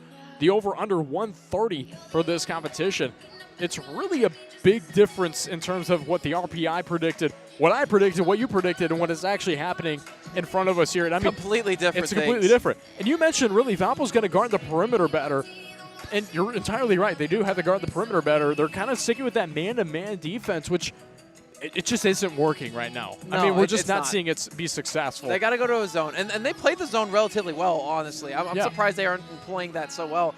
I think the thing is they kind of want Young to be marked because, Mark is such a force in her own right. I mean, obviously, any player that averages over 20 points, particularly in this conference, is a threat. But here's the thing about Young. I mean, I don't think she had any points in the first quarter. She was just a presence. She was blocking off some of Valpo's defenders, sometimes blocking off more than two of them at once, right? And allowing her team to have free range of their offensive zone. So she's been a really good decoy this game so far. And on top of that, I mean, she's currently sitting at 8 points right now, and I think all of those were in the second quarter. Feel free to correct me if I'm wrong, but it feels like it's effortless for her because she's that talented whenever she's trying. And tonight it feels like she's just playing the decoy and getting whatever extra points she can. And on top of that, whenever you see her on the court, she towers over everybody. Most players, they get in a little stance. They bend their legs a little bit. They stretch their arms out. Not Young. Young stands up big and tall, blocks out the rest of her team, has long arms to compensate on top of that. She is truly a specimen, and it's no wonder why she has as good of a point average as she does. And the thing is, she guards that lower circle, the RA, very well in these competitions. She just takes up space. Right, and she avoids the lane violations because she plays such good zone defense with this Racers squad that they're constantly switching off. She's pushing up to the top elbow. She's going down to the lower blocks. She's fading out to the corners. Like, she's one of the better defensive players and offensive players here in the Valley, and you definitely could see that here tonight. Exactly, and no one's going to talk about this, but her footwork is immaculate. She's never more than one step out of place, and she takes long steps, so she can cover really quickly if she is. I mean, sitting at 6'1", and especially having the presence that she has on the floor, she's definitely made an impact on this competition tonight, as we're going to head to another media time out here before we get action started off for the second half of play. We'll see you back here in 60 seconds. From Van Wagner, this is the Valpo Sports Radio Network. Preferred 4-1 over any other orthopedic practice in the region, Lakeshore Bone and Joint Institute offers the specialized bone, joint, and muscle care needed to keep you in motion. Our world-class providers serve as the official team physicians for Valparaiso University, and we have proudly delivered specialized, experienced care throughout Northwest Indiana for more than 50 years. To learn more about Lakeshore Bone and Joint Institute, visit lbji.com. One meal everyone in your family can get on board with? It's Culver's. You may know us for our famous butter burgers, cooked to order for that great signature steak taste, but we're also known for our whole white meat chicken tenders and juicy chicken sandwiches, and our melty Wisconsin cheese curds, and our hand-battered North Atlantic cod. At Culver's, we believe more menu options mean more ways to brighten your day. Welcome to Delicious.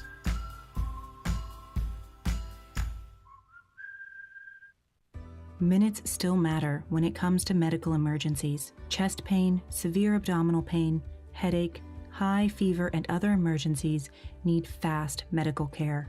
So please, don't put off getting care in an emergency. Northwest Health has implemented strict safety standards so that you can come to us confidently, knowing we are providing a safe place with quality care. Visit northwesthealthercare.com or call 911 in an emergency. Live on WVUR 95.1 and streaming at WVURTheSource.com, you're listening to the Valpo Sports Radio Network. And we are back here at the Athletics Recreation Center, just finalizing our IBEW halftime show by the Parent America team of Northwest Indiana, giving you some score updates here in terms of men's basketball action Valparaiso currently down by 13, a 38-25 lead for Murray State over the Valparaiso Beacons. In men's basketball action, this game for women's basketball action, a 36-18 lead here for the Racers over the Beacons. Looking alongside some other games in Valley action with 8:15 left to go in the third quarter, UNI up top SIU 44-39. Drake leading over Missouri State 43-30 with 9:01 left to go in the third quarter, and Illinois State leading Evansville 40-31 in that competition. Bradley and Indiana State's game, just a final score. Indiana State winning over Bradley 87-71, which means that the Braves only have one more chance to be able to gain a win in Valley play, as they only have one more game left to go. And I mean, Keegan, before we get back into action here, Valpo, they really don't have much going for them at this moment right now. No, and they know that. The way Murray State came out of the locker room, they came out as a team all at once, and they ran out, they jogged out, they brought everyone all at once. Valpo, they kind of trickled out slowly. They walked out from the locker room, heads down. I can't tell if they're locked in or if they're just discouraged. We'll see how the Beacons impact in this game as Sims spins. Low right block, kick out back to Teka. Top of the key, a swing out Saunders. This one's from Iowa. Nothing but net.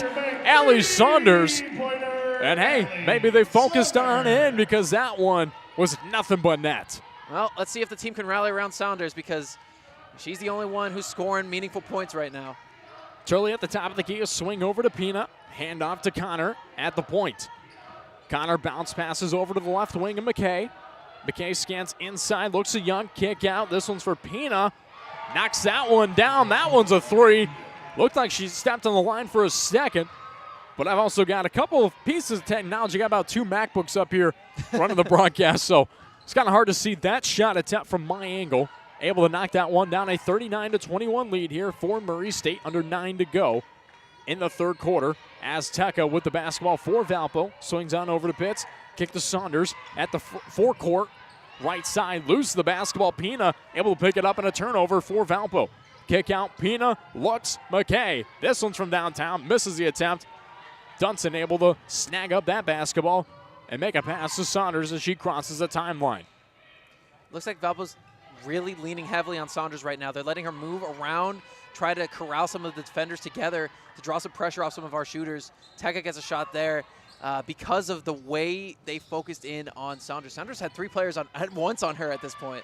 Turley offers up a 3, misses the attempt, and a knockaway down low by Young. Keeps a Murray State basketball alive. Turley bounce pass, high left elbow to Young. Handoff goes right back to Connor. Now to Turley. Turley with a spin out, contained by Pina. Looks inside for Young. Kick out, now contained by Connor in the far corner. Offers up a shot, misses the attempt, and a shot clock violation. Good defense by the Beacons. All right. To start off this second half of action. After Murray State's able to knock in a 3, Valpo's able to hold off on a defensive effort as Olivia Brown will check in here for Valpo. And that takes Saunders out. Pitts with the basketball at the point. Throws it on over to Sims in between the circles. Looks on over, goes right wing to Dunson. Offers up a 3. Airballs the attempt by Maya Dunson. That's now 2 air balls for Dunson here in this competition tonight. 7:30 left to go here in the third. A 39-21 lead for the Racers. Pina with an attempt, look inside, Young, and up and in. Puts it at a 20-point lead, 41-21, 7:15 left to go. Brown at the far arc, passes the Pitts, swings it over near side to Dunson at the near wing. Dunson dribbles with the right hand, switches left, tries to find an opening, can't find it, kick back to Pitts, looks to Brown, inside, draws up an attempt, and in the end one, knock-in bucket by Olivia Brown. Yep, and she's on the board. Those are her first points of the evening. Murray State foul. Has a chance to make it a 3-point try, too. That's the aggressiveness, really, that we've been waiting for out of Olivia Brown in this game. But I guess she was just waiting to the second half to show off her efforts. Late game hero, that's what she is. Brown looks, knocks it in, puts it up a 3-point play, 17-point deficit here for Valpo. Under 7 left to go here in the third quarter. as Pina for the Racers contains at the point. Pass right side goes to Connor. Swings it to Young, looks inside to McKay, and a jump ball is going to be called down low baseline as McKay had it underneath, kind of tucked in her stomach area. Valpo was able to get a couple hands in there to force a jump ball, as we're going to see Connor take it out on the far baseline. Inbound goes to Young, left block, swings out forecourt. However, it's knocked out of bounds by Valpo. That was Teka who got a hand on that one. Murray State keeps the basketball as Turley inbounds to Young. Young in the forecourt, left side, kick out. 2-point attempt from McKay is nothing but net. Knocks down that bucket, 19-point lead for Murray State. You see what I mean about Young? She had two people on her because they thought she was going to go for the pass and left another offensive player completely uncontested. And they made that shot too easy. She's been a good decoy, but also the decoy scoring 10 points in double digits, leading for the Racers in a turnover here as Connor's able to hold in the basketball for Murray State. Knockaway is by Pitts. However, there is going to be a foul on Teka. It's going to be a push-off down low. That'll be her second and the team's first of the third quarter. Murray State is going to bring in two subs of number 13, Jadea Black, and number 21, Bria Sanders-Woods.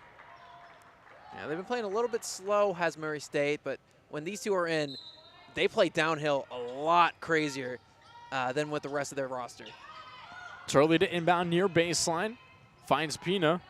Makes a handoff to Sanders-Woods. Left side pass goes to Turley as she tries driving in. Forecourt baseline now. Kick out to Pina. Handoff to McKay. Swings it right side to Pina at the right wing. And a touch away as Teka is able to get a steal for Valparaiso. 5:50 left to go as Sims tries looking. Scans. Kick out to Teka. Teka in between the circles. Guarded by Sanders-Woods. Tight coverage by Sanders-Woods in that defensive pressure. And almost a turnover, and it will be a turnover as Turley's got a one-on-one opportunity. Offers up a shot, rolls around, gets fouled by Olivia Brown.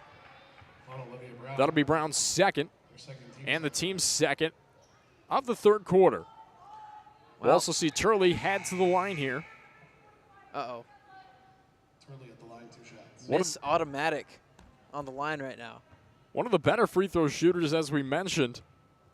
Missed one tonight, but has an opportunity to right that wrong. Right here, gets one. I mean, I honestly thought when I looked at this statistic before coming here tonight, I thought there's no way. There's no way it breaks here. She's going to break it here. Yeah. And the first one of the night, she breaks it. However, she makes them both at the charity stripe just then. Yep, she's 3 for 4 in the evening. Puts it at a 21-point lead. They're going to bring back in Alexis Burpo. 5:30 left to go. They still have not started the game clock. Now they finally started. 21-point lead for the Racers. Pass to Sims, a drive and a tap. She gets fouled. Baseline official wasn't going to call that a foul. Good job by the other two side officials to be able to get that one called. It is going to be on Hannah McKay, her second and the team's first. I don't know how you wouldn't call that. I don't either, man. Because it was a delayed whistle, so it wasn't like the baseline official was going to call it on the attempt as Sims knocks in the first. Olivia Sims in this game just with 2 points, each off of a free throw attempt. Sims looking to make it 3, and she does with that one. Now 3 of 4 on the night. Murray State's lead now just at 19. 5:18 left to go here in this third quarter as Burpo contains the basketball at the far left wing. A kick to the near wing of Pina for the Racers, guarded by Brown. She looks with an inside pass to McKay, and the up and in off the glass is Hannah McKay. Makes that bucket look easy. She was double teamed down low, but made it look effortless off the glass. Teka with the basketball, tries rolling it around, and a foul is going to be called on Murray State. It'll be a number 3, Briley Pina. Pina, that's her second. Team 3, we have. Be her second and the team's third, which will head us to our first media timeout of the second half of action. A 47-26 lead here for the Racers in the second half. We're going to head to a media timeout. See you back here in 90 seconds. From Van Wagner, this is the Valpo Sports Radio Network. TicketSmarter is glad we are back to holding live events. If you are looking to buy tickets to the best sports, concerts, and theater events, all at the very best price, look no further than TicketSmarter.com or on the app. Buying tickets at TicketSmarter will help support children in need. For every ticket transaction on TicketSmarter, $1 will be donated to a children's charity. TicketSmarter is proud to be the official ticketing partner of bowl season. TicketSmarter, a smarter way to buy tickets. At Wings Etc., we love sports. So much that we packed our walls with tons of big flat screens tuned to the very best in sports programming. At Wings Etc., we love big, cooked to tender, crisp perfection wings. And so do our fans who have voted our wings best in more and more cities across the Midwest. At Wings Etc., we love beer. We love it so much that we have over 40 different kinds of beers in bottles and on tap, including your favorite regional craft beers. Wings Etc. at 501 North Silhavy in Valparaiso and online at wingsetc.com. Heinold and Feller Tire and Lawn Equipment strive to exemplify the true meaning of the words trust, courtesy, and honesty. In fact, many of our customers say we've done a pretty good job of it. Since 1958, we've been providing auto repair and full-service tire sales to Porter County, Indiana. Come visit us at our Valparaiso or La Crosse locations, or check us out at heinold-feller.com. We look forward to many more years of providing you excellent service, because at our Heinold and Feller, your family matters to ours. Live on WVUR 95.1 and streaming at WVURTheSource.com, you're listening to the Valpo Sports Radio Network. MVC's student athletes are positively impacting the communities where they live by sharing views and fostering a climate for change for future Valley pioneers. To learn more about mobilizing voices for change, visit MVC-sports.com/OneValley. I'm Zach Hahn, sitting alongside Keegan Thompson. We're here for some Valpo women's basketball and MVC action, taking on Murray State. The Racers currently up top 21 with 4:52 left to go here in the third quarter. And I mean, really, let's talk in the positive aspect of this game. Murray State has just shown that their athleticism has just been here in this game all night long. And not only that, their transition from offense to defense has been one of the quicker transitions we've seen from a Valley team all year. Yeah, I could compare them to Drake. Right, yeah. I think that's the first thing that comes to my mind with their tempo. And on top of that, they have a really good mind for who are the players on their team that really dictate how fast they should be playing. Whenever they have the combination of 21 and 13 in, that's Saunders Woods and Black. Whenever they're both in, they play a lot more downhill than they would otherwise. And then furthermore, when they have Caitlin Young in, they play back a little bit. They let Caitlin Young take up the space, draw some of the defenders off of their other peer shooters. And particularly, they play on the outsides incredibly well. So, yeah, the way Murray State plays, they are very adaptable to all situations. Sims with the basketball for the Beacons, tries up an attempt and a block away by Black.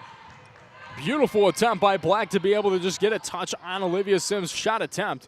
Sims has been blocked away now twice here tonight. Sanders Woods from the far corner. Splash and knocks that one down. The 5'8" junior has played one heck of a game. 13 points now for her here in this competition. Excuse me, it'll be 10 points. They just updated it. I looked just a little bit too late. Tried to update even before it updated for me. Saunders for the Beacons with the basketball. Handoff to Brown. This one's from downtown. Knocks it in. Brown's starting to click a little bit right now. This could be huge for Valpo. 6 points on the quarter and on the day for her. 21-point deficit. 3:50 left to go here in the third quarter. Sanders Woods with the basketball for the Racers and the up and in attempt for Burpo after the lovely pass from Sanders Woods down low baseline in the RA. It's pretty much a 2-on-1 opportunity as she just created an open look, as an open look for Sims is no good. Rebound hauled in by Sanders Woods. Excuse me, that's going to be Black on the floor as Burpo with the basketball with the handoff to Turley. Goes to the near side of the floor, a bounce pass and a miss attempt for the Racers of Jadea Black. Foul, however, is going to be called after the shot. It'll be on Olivia Sims. It'll be the sophomores first and the team's third of the third quarter. Ernest will check in for Sims. Valpo still down 52-29, 3:18 left to go in the third quarter.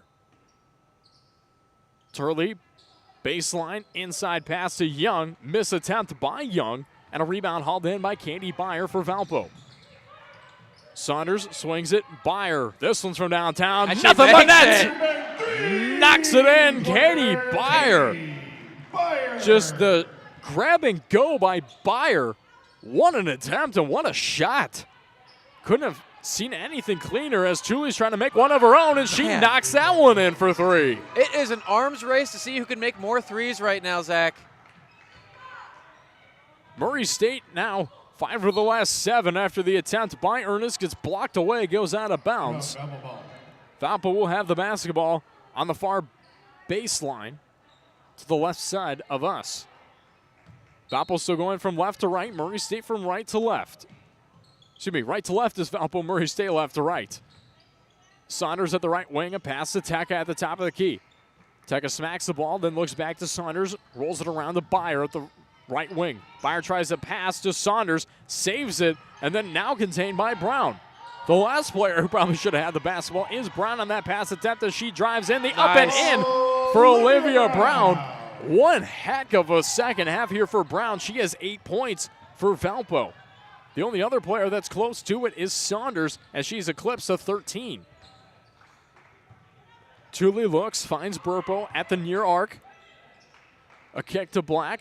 Rolls it around to Sanders Woods at the left wing. Guarded by Saunders, receives a screen. Kicks out to Turley at the left wing. Tries going into the lane and a kick out for Sanders Woods. This one's from downtown, just short. Teka able to get that basketball and a throw over to Brown. 1:45 left to go. A 21-point deficit still remains here in this game as Murray State's up top Valparaiso with the inside pass to Byer knocked away. Valpo will maintain the basketball. Saunders to inbound, far baseline. Bounce pass goes into Byer in the far corner. Rolls it around to Saunders, a kick to Teka at the point. Teka scans, looks back right side to Saunders. Saunders rolls it around to Brown, finds an open lane, a drive up and in for Olivia Brown. Now with 10 points here in this game, all in the second half.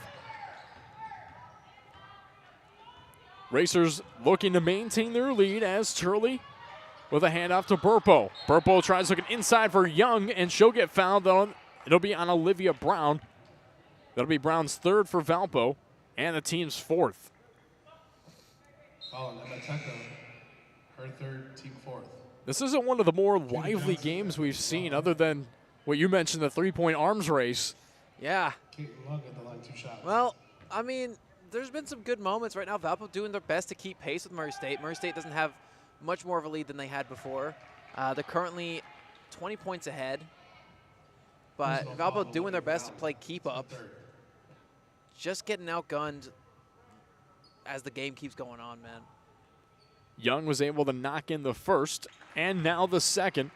Brings it back up to a 57-36 lead. 1:10 left to go here in the third quarter.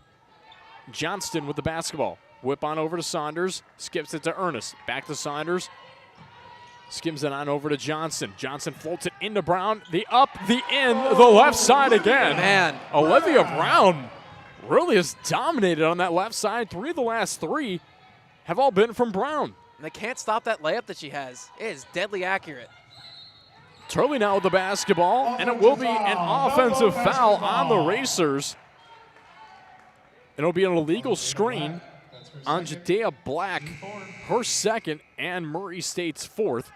As the Racers are going to bring in some subs. It'll be number 3, Breeley Pina, as well as number 22, McKay, and number 11, Connor. Under 45 seconds left to go here in the third quarter. Allie Saunders with the basketball for the Beacons. A whip over to Brown in between the circles. Brown looks, and Teka falls to the floor in the paint. Foul is going to be called on the Racers. It'll be on number 22, Hannah McKay. Her fourth and the team's fifth here of this competition, which will bring Emma Teka to the free throw line. Alexis Burpo will also check back in here to this game. Burpo has actually been playing pretty well. I mean, especially in terms of her defensive efforts. I mean, she's only taken one shot, knocked it in, as Tech is able to knock in the first at the charity stripe, bring it within 18. But, I mean, Burpo's just played some good defense in this game for the Racers. Yeah, she and made a really, free throw as well. Right. She's able to offer up some presence as Tech knocks them both in. It's now just a 17-point game. Game clock and shot clock separated by about 5 seconds. As Young makes a left side pass to Turley. Left elbow, now looks with the inside pass to Young. At the left, block up and in for Young as she's able to go for the and one. Young had 3 players on her, and she still made that. I mean, her athleticism is outstanding on the floor. She's one of those more built players that really relies on her strength, her height, and her athleticism to be able to play her momentum and her tempo in this game. Yeah, she got fouled as well, so she gets the and one. Now with 15 points is Young. Saunders getting double team, a press up, and she goes down to Brown. Brown dribbles down the floor, scans, underhand pass to Johnston. She misses the open look down low. Jada Johnston in the RA couldn't knock down that shot. Pina toss to Young. This one's for 3. That's no good. And that'll end the hectic end to the third quarter. That pass from Brown was incredible. I'm a little hurt that Jada Johnson couldn't sink that one because she got it right behind both defenders who were on Johnson. Johnson had a free look. If she just took the extra second, maybe she could have sank that one in. But good on Brown to not try to do that all by herself and to rely on her teammates a little bit. We'll see what happens here going into the fourth quarter of action. A 20-point lead here as we head into the fourth for the Racers. 60-40 is your score to end the third quarter of play. We'll see you back here in 90 seconds. From Van Wagner, this is the Valpo Sports Radio Network. When it comes to keeping your family healthy, annual wellness visits with a healthcare provider are key. Routine exams and screenings can identify potential health issues early when they are most treatable. And Northwest Medical Group has implemented strict safety standards so that you can come to us confidently, knowing we are providing a safe place with quality care. We are committed to helping you stay well, and we offer both telehealth and in-person visits. Schedule an appointment today at mycarenorthwesthealth.com. When you need trusted electrical professionals, who do you turn to? Powering America's team of NECA and IBEW contractors can help. All of our electricians have 10,000 hours of on-the-job and classroom training to ensure the safety of your home or business electrical system. Licensed, bonded, and insured, drug-tested, and background checked.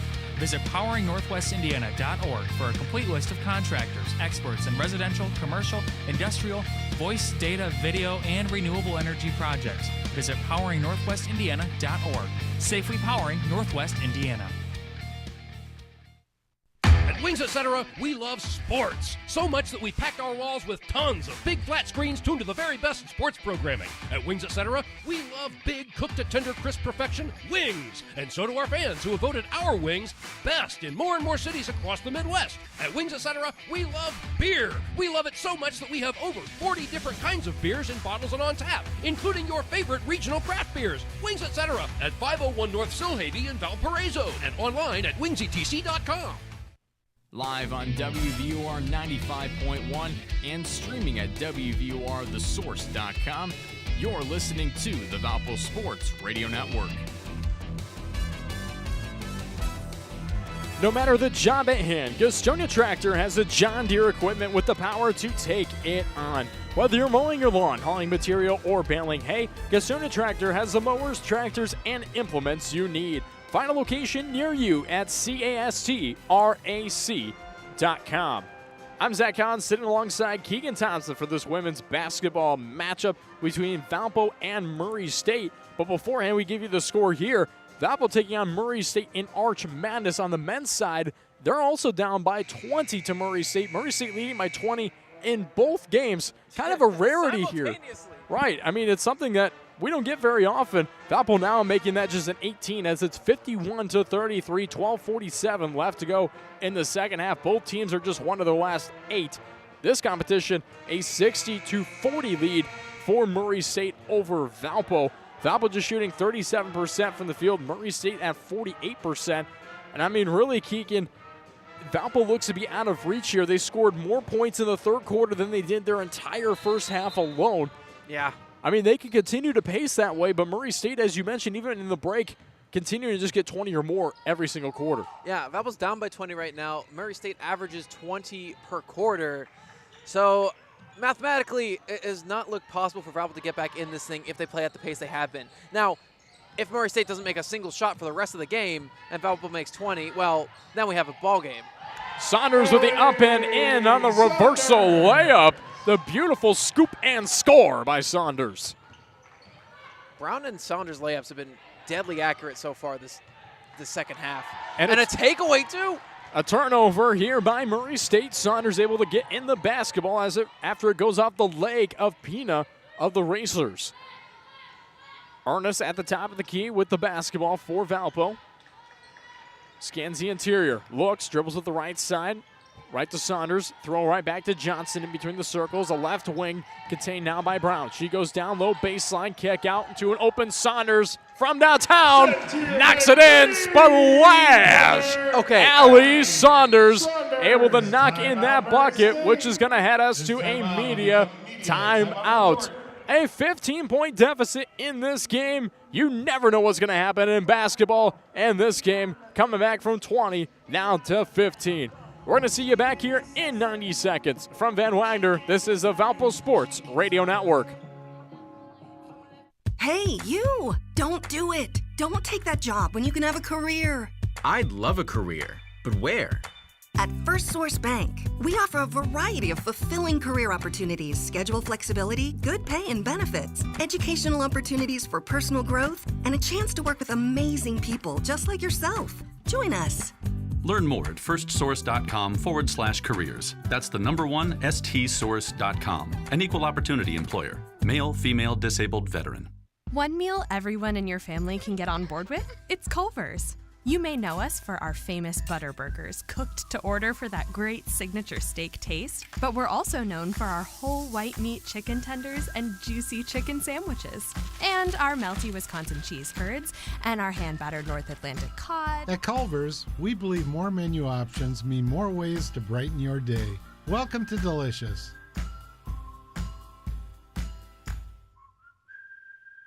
How do you make the most of your land? Shaw does it behind the wheel of a John Deere 1025R compact tractor, as he does everything to make my yard look as beautiful as I possibly can. But the Hubbards use their 1025R because We really are trying to create this homestead. there are millions of ways to make the most of your land. How will you make the most of yours? Nothing runs like a Deere. Experience all that John Deere has to offer at Castonia Tractor. Visit us online at castrac.com, castrac.com. Live on WVUR 95.1 and streaming at WVURTheSource.com. You're listening to the Valpo Sports Radio Network. Before you make the trip to Moline for the 2023 MVC Women's Basketball Tournament, be sure to download the Hoops in the Heartland app presented by Great Southern Bank. Get all the information you need to know about the tournament schedule, hotel accommodations, and other fun events during the tournament. Log on to MVCQuadCities.com or head to the App Store to download the Hoops in the Heartland app.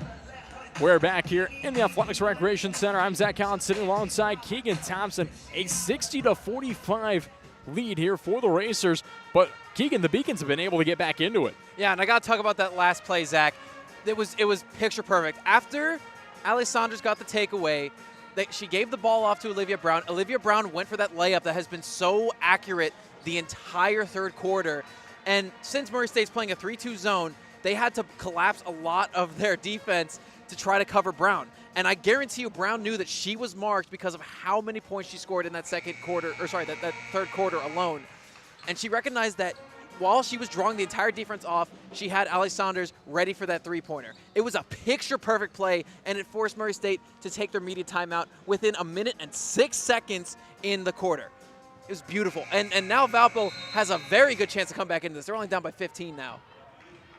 Murray State looking for an answer back after a 5-0 run to start off this fourth quarter by the Beacons. Inside look to Young. Misses the attempt just strong. Ernest able to haul on a rebound as she comes down the floor with speed. Stops, rolls around, hands off to Saunders in between the circles. Throws it right side to Johnson, who contains at the right wing. Johnson scans the inside, Goes near side wing to Brown. This one's from downtown. Misses the attempt, and a rebound hauled in by Young for the Racers. Thule, the pass near wing to Pina. Right back to Turley. Turley at the top of the key just dribbles back. Now in between the circles. Bounce pass high up to Young at the left elbow. She now spins, tries an open look. The up, the roll around, and the rebound hauled in by Ernest of the Beacons. 8 minutes left to go here. A 15-point game. Murray State leads over Valpo. Ernest with the pump fake to the right side. Attempt. Up and in with the floater. Her first points of the game. Ernest, typically a player in double digits, hasn't seen the double-digit scoring in over 3 games, this one included, as Pina hauls up a 3 and gets fouled. Actually, it's going to be an offensive foul on the Racers. It'll be on Caitlin Young down low. It'll be a push-off by Young. It'll be her second and the team's first of this quarter. Mary Evans flashing her weapons here in this fourth quarter. Really leaning heavily on Saunders and Brown. Just a 60-47, 13-point game here as Ernest tries driving in. A kick out to Saunders, puts up a pump fake. Tries going to the lane, spins, goes up, misses the attempt, however. And Caitlin Young able to haul in a rebound once again for Murray State. A kick out, Pina. This one's from downtown, misses the attempt. Teka able to get a rebound. Murray State has not been able to knock down shots here as of late, as Teka is in between the circles for Valpo. Kicks it to Brown. Brown tries going baseline, now contains at the right block. Kick out Saunders, puts up a pump fake, drives in, the reverse, the up and in! Allie Saunders, what a play! Allie Saunders defying gravity on that layup. Wow, what an attempt by Saunders. The reversal, the coast to coast, and knocks down a 3 is Turley on the opposite end, just on the next drive. 63-49, under 6:30 left to go here in the fourth quarter. Murray State showing they will not lie down without a fight here. Puts up a 3, their first points of the quarter. Ernest bounce pass down low to Johnston, misses the open look on the reversal. Good look on the inside from Ernest to Johnston. Johnson just not able to finish as Turley tries driving, puts up a floater, knocks it in, and gets fouled on the attempt as well. Foul is going to be called on Valpo's number 11, Allie Saunders. She's got to be very careful because that was her 4th. One more and she's out. It will be the Beacons' first overall foul of the quarter, as we'll see Bria Sanders-Woods check into the game, and Turley will go to the line, only missing 1 so far here tonight. And 0 in the past 4 months. And knocks it down as she's able to finish off the 3-point play. 66-49. Murray State still leads over Valparaiso. Ernest with the basketball. Stops. Kicks out. Finds Brown at the point. Brown signals over to Saunders. Rolls to the left side. Not the forecourt. Left side. Kick back out to Saunders. Looks right side to Ernest as she's containing at the far wing. 8 at the shot clock. Finds an open lane. Up and in for Leah Ernest. What an athletic play as she was able to signal that she was going to the left side, then pivot foot over to the right side and take the open lane. Turley bounce passes up high to the right elbow to McKay. Hands off to Connor. Swings it back over to Turley with an open look down low to McKay at the right block. Puts that one up and in, and that's going to force Valpo to take a timeout. With 5:23 left to go, we'll take it with them. 68-51, Murray State leads over Valpo here in the fourth quarter. Lots of action still to take place here in this game, so stay tuned. You're listening to the home of Valparaiso women's basketball. From Van Wagner, this is the Valpo Sports Radio Network. One meal everyone in your family can get on board with? It's Culver's. You may know us for our famous butter burgers, cooked to order for that great signature steak taste, but we're also known for our whole white meat chicken tenders and juicy chicken sandwiches, and our melty Wisconsin cheese curds, and our hand-battered North Atlantic cod. At Culver's, we believe more menu options mean more ways to brighten your day. Welcome to Delicious.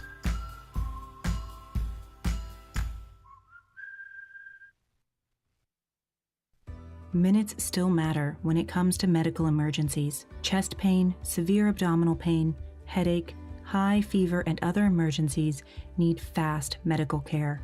So please, don't put off getting care in an emergency. Northwest Health has implemented strict safety standards so that you can come to us confidently, knowing we are providing a safe place with quality care. Visit northwesthealthercare.com or call 911 in an emergency. You've trained for this all year. Endless hours of cardio, conditioning, and weights. And now you are ready. Ready to trek back to your seat from the concession stand. Through the lines, lost fans, and that mascot who wants you to do a little dancey dance, all without spilling a drop of your ice-cold Bud Light. Welcome back to football, sports fans. Live on WVUR 95.1 and streaming at WVURTheSource.com, you're listening to the Valpo Sports Radio Network. The Missouri Valley Conference is celebrating the 50th anniversary of the passage of Title IX legislation.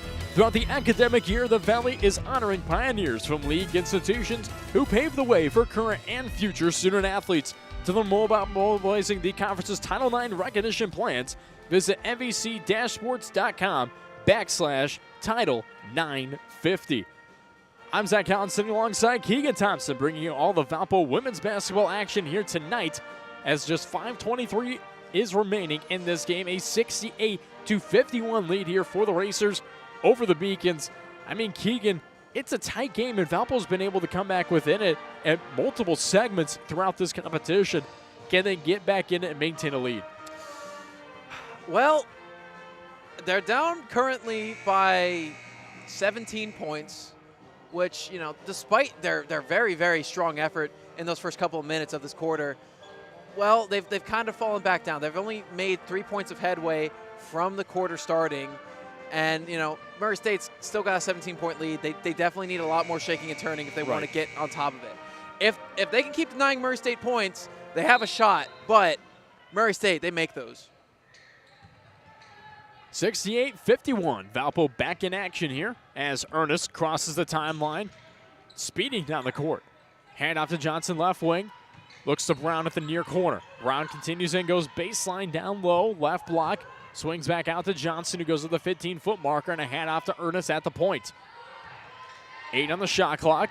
Ernest, kick out. This one's from downtown for Teka. Rolls at the front of the rim, just short of Teka's 3, and a rebound hauled in by McKay. Kick out to Sanders Woods, who then throws it over to Turley, misses a 3-point attempt on a rebound for Valparaiso. 4:42 left to go here in this fourth quarter. 68-51, Murray State leading over Valpo. Ernest tries driving down low. Kick out to Pitts, swings on over to Brown, offers up a 3, misses a 3, but gets fouled by Macy Turley. Brown will now have 3 chances to add on 3 points on the board for Valparaiso. That'll be Turley's first, and it will be the Racers' second. Olivia Brown to the line, 3 shots. Brown so far in this game, 1 of 1 from the charity stripe so far. Make that 2 of 2 for Olivia Brown, shooting 76.1% on the season. The native out of East Grand Rapids, Michigan, knocks down the second as well. Transfer out of St. Bonaventure comes the Mary Evans squad to then knock down all free throws. Goes a perfect 3 of 3, now 4 of 4 on the night for Olivia Brown. A 14-point game. Murray State still leads over Valpo. Murray State was projected to reach 68 points in this game, and they've done it here. But they make it 70 with the inside pass to Jadea Black as she's able to knock down that shot right in the lane. Beautiful bounce pass and a setup play for Murray State. Ernest in the far corner, spins, baseline, kicks, near side, foul called by the far official. It's going to be on the Racers. Number 13, Jadea Black, her third, and the Racers' third of this competition here in the fourth quarter. Pitts inbounds, finds Ernest. Ernest pump fakes, drives back. Kicks back out to Brown at the top of the key. Drives baseline down low. Swings out to Pitts, far corner. Then whips it to Teka. Hands off to Brown. Brown tries driving in. Left side, up and in for Olivia Brown. That left side of the bucket and Olivia Brown are really having one heck of a night. 17 points for the senior so far for the Beacons. All 17 coming in the second half of play. Brown's playing decoy really well right now. She keeps running down the exact same line over and over and over, but she's not shooting every single time. She's making Murray State guess as to whether to drop back into coverage or to try to cover her. And the split-second decision-making is going to be causing a lot of cracks in that defense. Sanders Woods for the Racers, tries driving in, gets fouled. It'll be on number 4, Elise Pitts of the Beacons. Her second, and the team's second. 3:18 left to go. 14-point lead for Murray State. It will be counted as a shooting foul, so we'll see Sanders Woods head to the charity stripe, shooting 57.7% on the season. However, she is able to overcome that and knock down the first. Currently a perfect 3 of 3 so far here tonight in this competition. Rolls around the iron, misses the second as she splits the pair. Ernest able to grab the rebound and now has the basketball. However, it's touched away by Sanders Woods and a turnover for Valpo. Good steal by Sanders Woods of the Racers. Turley looks down to Pina. This one's from downtown. Airballs the attempt. However, Black's able to maintain that basketball, who then passes right back to Pitts on Valpo's end. Pitts with a toss back to Ernest. Throws it on over to Brown. She finds the open lane, the up, the in with the left hand on the right side of the bucket. Able to knock that one down is Brown. Is there anything Brown can't do? And a foul is going to be called on the Racers. It'll be on Valparaiso. Number 1, Emma Teka, her third, and the team's third. And to answer your question, I mean, one thing she couldn't do was score in the first half. But she comes to the second. Okay, that's a low blow, my guy. I mean, it's true, but she comes to the second half. It's really not a low blow because she didn't score in the first half. She overcomes that coming in here to the second half to earn 19 points and go 7 of 11 from the field. She was 0 of 3 in that attempt. She has not missed a shot in the second half. Yeah, very impressive player. Again, her ability to just run down the same line. This time she mixed it up, ran down the right lane instead of the left one. Turley at the free throw line, able to knock in the first. 72-58, 2:41 left to go. I mean, Brown has just been able to overcome a lot in this game after Turley's able to knock in a bucket of her own. 73-58, Turley goes perfect from the free throw line. Johnson swings it to Brown. Brown at the low baseline, kick out. Ernest, this one's from the far corner. Splash! Knocks it down, Leah Ernest. 12-point game, 2:22 left to go. Black for the Racers, inside, up, and in. Makes that one look easy on the right block. 2:15 left to go, 14-point game once again. Pitts to Johnson. Johnson to the left wing, rolls it back to Pitts. Swings it far side to Ernest. At the right wing, puts up a pump fake, throws it to Teka. Now rolling around the perimeter, and a steal for Connor of the Racers. Drives down the floor, jump stops, tries the shot, misses the attempt. Johnson gets a rebound and gets fouled as she falls to the floor. Foul's going to be on number 11, Kaysen Connor of the Racers, her second, and the team's fourth. That's the same Kaysen Connor who was responsible for getting that turnover for her team. It was a wonderful steal by Kaysen Connor. I think that the frustration just overcame her in terms of missing that shot. She wanted to be able to come back within it, get the rebound. However, she just fouls Johnson as she fell hard to the floor. Yeah. Valpo now has the basketball, the minute 50 left to go here in the fourth quarter. Ernest pulls up a three, just short. Horvath able to haul a rebound for Murray State. Sanders Woods now with the basketball, crosses the timeline. A kick to Connor. She's at the right elbow. Bounce pass goes to Black. Whips back out to Sanders Woods at the left wing. Rolls it around to Horvath. A handoff to Burpo. Rolls off a screen, underhand toss to Black. Goes to Sanders Woods. Touch away for a second by Ernest. Sanders Woods maintains possession. Down low pass to Black. The up, the in. With just 1 second left to go on the shot clock. And Leah Ernest just walks off the floor for a second after she came hard down on her ankle. Looks to be as she's just now fallen to the floor. It's going to be near side to the right side, just right next to the Valpo pep band. She is in a lot of pain. She came limping off the floor. And Ernest, one of the stronger players on Valpo's side.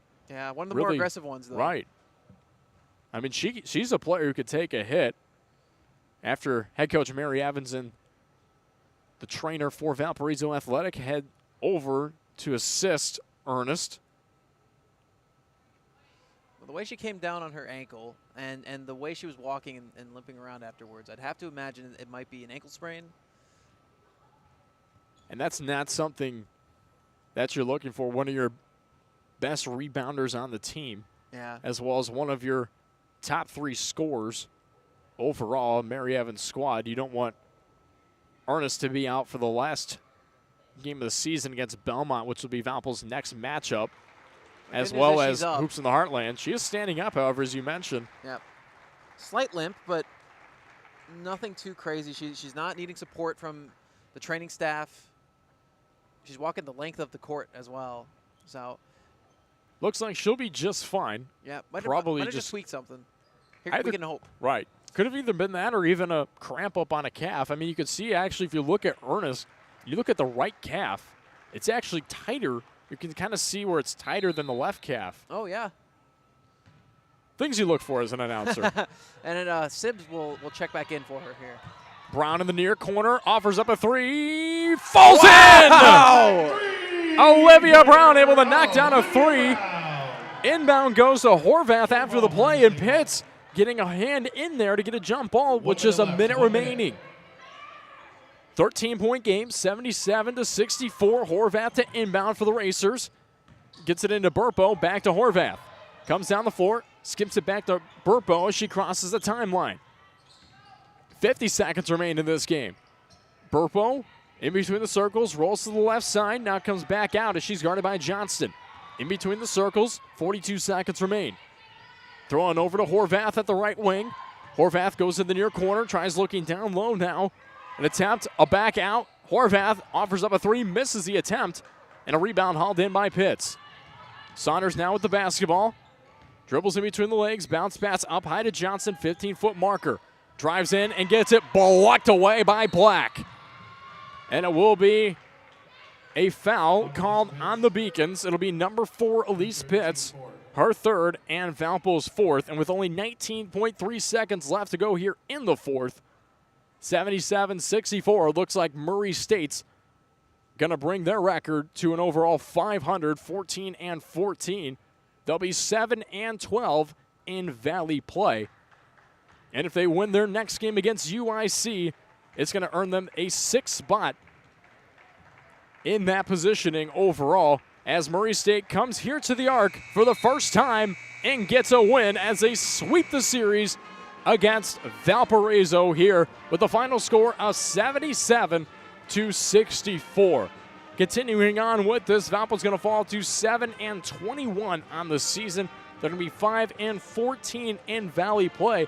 They were really looking to move up as they could have moved up to a higher seed in terms of the conference tournament. However, they're not able to do so here in this competition. Indiana State will move over Valparaiso overall as they were tied for that number 10 spot. Valpo will fall to the number 11 in Valley play overall as we are going to enter our Lakeshore Bone and Joint postgame show. Every postgame show is brought to you by the Lakeshore Bone and Joint Institute. LBJI is proud to be the official team physicians of Valparaiso University Athletics as we're going to be joined up here just shortly by head coach of the Beacons, Mary Evans, as she makes her way up the stairs after Valpo falls to a final score of 77-64 as we enter the LBJI postgame show. $250 Wings et Cetera gift card. Valpo women's basketball will return to the Arc on March 4th for 1 p.m. Mary Evans now joining us on the headsets here on LBJI postgame show. And Coach, your team was able to be perseverant towards the end of this competition. They were able to score 22 points in the third quarter, which outscored the entirety of the first half in terms of point totals, and 24 in the fourth quarter. How were you able to keep a team motivated coming into the second half, and really, how did you keep them motivated overall?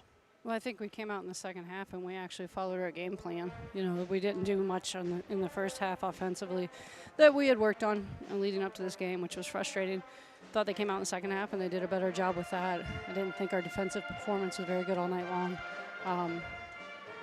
But even in the second half, I thought we did a better job on Young, pushing her off the block and not doubling her until she dribbled the basketball, which was the plan. So we've got to be more focused and come out and start the game better. It just didn't seem like we could get out of that funk at all. Olivia Brown comes into the second half after she had no points in the first half, able to get 22 points in the second half overall in this competition. Just talk about Brown and her success overall, at least in terms of that second half, and really what she could have improved on in the first half of her performance. I don't think it was anything that she needed to improve on in the first half. I don't think collectively we worked well to create space for one another for her to do the things that she was then able to do in the second half. I thought we as a team moved better, so we created that space for her to get to the rim. And then I thought she did a tremendous job also creating for others. I mean, she had 3 assists. I thought she passed it out, which led to some good second drives. And, again, just kind of did the things that we wanted to try to do tonight. And I thought she stepped up, and the team collectively created space for her to get to the rim. So I thought that was really good. One other thing, too, in the second half overall, you were able to limit turnovers. You had 16 overall turnovers as a team, 11 of those coming in the first half, only 5 second half turnovers. Definitely shows improvement coming into the second half. How do you get a team to come into the first half of action to play? Like, I know it's a tough question, but something like that, just get a team motivated, come in to play in the first half of action. Again, I think it's just being focused in on what we were supposed to be doing. And when you have 5 players on the court that are on all different pages, turnovers are going to happen because everyone's trying to do their own thing instead of working together to do what's best for the team and the things that we talked about. And that's kind of been our challenge all year long, is playing together. And I didn't think we did a very good job of it in the first half. Thought, again, we were kind of all on our own accords, not communicating well with one another. Thought we did a better job getting organized, communicating with each other, both offensively and defensively. In the second half, still had some defensive communication breakdowns. It's been an issue all year long, and it's something that we're going to have to really do some soul searching on here in the offseason on how we can help our team be better communicators. Coach, one more question for you here. You're going to be taking on Belmont coming this Saturday. It's going to be your final game of the regular season. How are you going to take on a Bruins team who's been so successful so far this year? I mean, even coming tonight, the Bruins have been on a 12-game winning streak, and currently they're up top UIC 42-26, so it looks like they're going to make that 13 coming as they're going to be beating the Flames in that competition as they're currently at the half. So how do you prepare for a Bruins team who's been so successful in Valley play this season? They've got a lot of different kids that can beat you. Obviously, it starts with Destiny Wells and us collectively as a group of 5 figuring out how to guard her and keep her out of the paint and force her into tough shots. But they've got Harvey on the perimeter that shoots the ball extremely well. Goodness, why am I blanking it? McGuff is shooting the ball tremendously well, and they've got good post play with Bartley inside. So we've got our hands full with them on Saturday, and we'll try to come up with a plan, and hopefully we can get off to a better start with that plan on Saturday. Well, Coach, I hope you pull in a win on Saturday. Good luck in that competition against Belmont. All right, thank you. Thank you. Head coach of the Lady Beacons, Mary Evans, in our LBJI postgame show. Always a pleasure to be able to talk with Mary Evans after every competition here on our LBJI postgame show. We're going to take a media timeout. We'll see you back here in 2 minutes. From Van Wagner, this is the Valpo Sports Radio Network. TicketSmarter is glad we are back to holding live events. If you are looking to buy tickets to the best sports, concerts, and theater events, all at the very best price, look no further than TicketSmarter.com or on the app. Buying tickets at TicketSmarter will help support children in need. For every ticket transaction on TicketSmarter, $1 will be donated to a children's charity. TicketSmarter is proud to be the official ticketing partner of bowl season. TicketSmarter, a smarter way to buy tickets. Hey, you! Don't do it! Don't take that job when you can have a career. I'd love a career, but where? At First Source Bank, we offer a variety of fulfilling career opportunities, schedule flexibility, good pay and benefits, educational opportunities for personal growth, and a chance to work with amazing people just like yourself. Join us. Learn more at firstsource.com/careers. That's the number one, stsource.com. An equal opportunity employer. Male, female, disabled, veteran. Wings Etc., we love sports. So much that we packed our walls with tons of big flat screens tuned to the very best in sports programming. At Wings Etc., we love big, cooked to tender, crisp perfection wings. And so do our fans who have voted our wings best in more and more cities across the Midwest. At Wings Etc., we love beer. We love it so much that we have over 40 different kinds of beers in bottles and on tap, including your favorite regional craft beers. Wings Etc. at 501 North Silhaven in Valparaiso and online at wingsetc.com. How do you make the most of your land? Shaw does it behind the wheel of a John Deere 1025R compact tractor, as he does everything to make My yard look as beautiful as I possibly can. But the Hubbards use their 1025R because We really are trying to create this homestead. there are millions of ways to make the most of your land. How will you make the most of yours? Nothing runs like a Deere. Experience all that John Deere has to offer at Castonia Tractor. Visit us online at castrac.com, castrac.com. Live on WVUR 95.1 and streaming at WVURTheSource.com, you're listening to the Valpo Sports Radio Network. Tonight's broadcast of Valparaiso women's basketball was brought to you by Calumet Brewing and Bud Light. It's for the fans. We move on to our Lakeshore Bone and Joint post-game show as we just interviewed Mary Evans on our post-game show after the conclusion of the contest. And the final score of the contest, Valparaiso falls to Murray State 77-64. They just weren't able to overcome their first half woes, and Murray State was able to continue to keep a lead throughout almost the entirety of this game. Second, third, and fourth quarters were all led by Murray State. Let's break down some of the stats of this competition, our LBJI postgame show. We'll start with the winners in this competition. It will be Murray State with 77 points overall. Macy Turley able to knock in 19 points, going 5 of 12 from the field, 6 of 7 from the charity stripe. Gable Holland 3 rebounds and had 5 assists in this game. Falling right behind her, number 31, Caitlin Young, finished with 15 points. One of her lows, actually, so far this season. Not the low, but kind of one of, coming into this game, averaging 21.6 points per game. So she's still averaging in high double digits. Had 16 against Valpo last time, has 15 against the Beacons this time. Shot 50% from the field, 2 rebounds short of a double-double with 8. Finishing right behind her with 12 points, number 22, Hannah McKay, went 5 of 9 from the field, had 6 rebounds, 2 assists, and swiped away a steal in this competition. And Turley, I didn't even mention before, able to get 3 steals as well in this competition, the leading scorer for the Racers tonight. Number 21, Bria Sanders-Woods, able to knock in 11 points, going 3 of 5 from the field and 3 of 4 from the free throw mark. Finishing right behind her with 9 points is Breely Pena with 9 overall, 3 of 7 from the field. Had 3 assists and 2 rebounds in this competition as well. Jadea Black finished with 8 points, went 50% from the field, and able to haul in 5 rebounds in the competition. And finishing scoring off for the Murray State Racers with 3 points, number 32, Alexis Burpo, as she had 3 points here tonight. Looking down at the line of players who played but did not soar, Kaysen Connor, as well as Frazisa Horvath, Lucia Oporto, as well as Haley Lengi, all finished in this game who played but did not score. Most of those players playing under 2 minutes, other than Kaysen Connor, who played one heck of a defensive presence here in this competition tonight. Connor was also able to get away 2 steals and earn 1 assist and 1 rebound for the Racers. Murray State shot 47.2% from the field, 39.1% from the perimeter, 9 of 23, and 25 of 53 overall, and went 18 of 22 from the free throw line, 81.8% overall here in this game. Just shot tremendously well were the Racers to be able to finish off this game and win over Valparaiso, who will go into their stats right now, as Valparaiso had 64 points in this competition. 2 leading scores for the Beacons, and the only 2 players who were in double digits and both were above 20 or more was number 2, Olivia Brown. All 22 points, as I even mentioned to Mary Evans, came in the second half of action. 8 of 12 was Brown from the field, went 2 of 5 from the perimeter, went a perfect 4 of 4 from the charity stripe, who was able to haul in a rebound and got 3 assists. Only 2 turnovers committed by the senior as well. Allie Saunders finished with 20 points here in this competition, went 8 of 12 from the field, 3 of 4 from the perimeter as well. was able to get away 2 assists and swipe away 3 basketballs in this competition as well.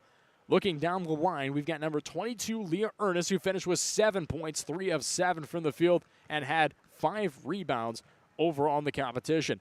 Finishing with 5 points, number 1, Emma Teka went 1 of 5 from the field, but a perfect 3 of 3 from the charity stripe, is able to haul in 4 rebounds as well in this game. Finishing right behind Teka with 3 points, number 20, Katie Byer went 1 of 1. The only points offered up for Byer was on a 3-point attempt, knocked down by Katie Byer.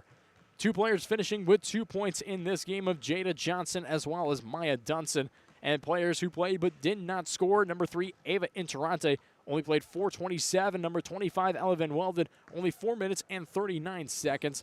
And finishing things off, number 4, Elise Pitts, playing 20 minutes and 48 seconds of action and did not score here for the Beacons.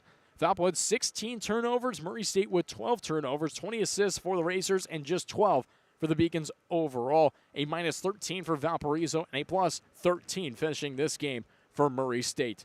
19 points for the Racers off of Valparaiso, 16 turnovers, 9 points off of Murray State's 12 turnovers for the Beacons. Each team had 28 points in the paint. Only one team of Murray State had 6 second chance points. Valpo finished with none. 7 fast break points for Murray State and just 3 for the Beacons. And finishing off with bench points, Valpo coming into this only really did not get much off the bench in the first half itself. Only 2 points off the bench coming into the second half. 34 overall points, 32 of those coming in the second half of points off the bench for Valparaiso. 22 for Murray State here in this competition. Beacon shot 44% from the field, 7 of 22 from the perimeter to bring it to 31.8%, and only missed 1 from the free throw line, shooting 92.9% from the charity stripe. One of the season's best overall for Valparaiso. I mean, Keegan, breaking down stats a lot, Murray State was able to take it over really on every look. I mean, no matter where you look at the stats overall, I mean, you have 2 players scoring in double digits for Valpo. You look to the opposite side of the Racers, you've got 4 players scoring in double digits, and they just played more unison. They played as a team. Yep. I mean, really, that's the difference. Valpo didn't come into this competition to play as a team. It seemed like it was more in terms of individual efforts here tonight. Well, you can look at the stat sheets and you could figure that out too. I think what it was for me that really sold that Valpo really wasn't in it together was the way they came out of the locker room after the first half. You know, they all came out kind of on their own, walking out, not unison at all, just kind of trickled out of the locker room before their second half warm-ups. Meanwhile, you look across the court, Murray State, they jogged out together. They were giving each other high fives as they would come out of the locker room. That was a team right there. They played like a unit, and they recognized their core game plan. You know, Valpo, they did change it up in the second half, don't get me wrong. Right. But it took them a long time to get there. Across the board, Murray State's adaptability in this contest is what led to their tremendous success. Again, in the first quarter, it was Caitlin Young, who normally is their biggest point producer, didn't score anything. But in the second half, she recognized that there was less heat on her because she was quiet. Then she started taking her shots, and I believe she scored, I think, the total of 8 in the quarter. And from then on, she became a tremendous threat, taking up space and then retroactively taking shots as a decoy as well. Now, furthermore, as soon as you put Saunders and Olivia Brown on the same line together, they started meshing incredibly well. Olivia Brown went in for her layups and then served as a really good decoy, particularly in the start of the fourth quarter. I got to go back to that one chance that she had on, Olivia Brown did. She ran up the lane, had 3 defenders on her, passes it back to Allie Saunders. Olivia Brown generally would take that layup because that's her area. She's really good at making those. But she made the selfless play, toss it back to an unguarded Allie Saunders for the 3-pointer. If you could put those 2 on the same line and have them sync up perfectly like they did tonight, there should be no reason why Valpo doesn't win this game. Right. And I think what it comes down to is, let's say Olivia Brown, she didn't score anything in the first half. She wasn't a starter. No. She wasn't playing on a line where she was incredibly comfortable the whole game. Yeah, sure, she got meshed up with Ernest a couple times, and she and Ernest have a lot of really good chemistry, and they play together really well too. But I think you need to incorporate Saunders into the mix as well with them. Saunders is a very good individual player, don't get me wrong, but you put her with Olivia Brown, and you make them work on some combinations, make one of them the decoy in any given game. And particularly in the second half, they were moving around. They weren't just sticking to their side, which was the left side generally. They were switching it up. They were trying to go across, trying to run around back, trying to split up the defense a little bit. And the defense in the first half, it was unmovable for Murray State. They stayed in their zone. They didn't let anyone get in, and that's why it was so hard for Valpo to score. They only came away with 18 points in the first half as a whole, and they really struggled to put anything up. But in the second half, it seemed like they had a way more formulated game plan. But it completely centered around Brown and Saunders. Whenever they weren't in, Valpo wasn't producing much. And, I mean, really, you have to look at it overall.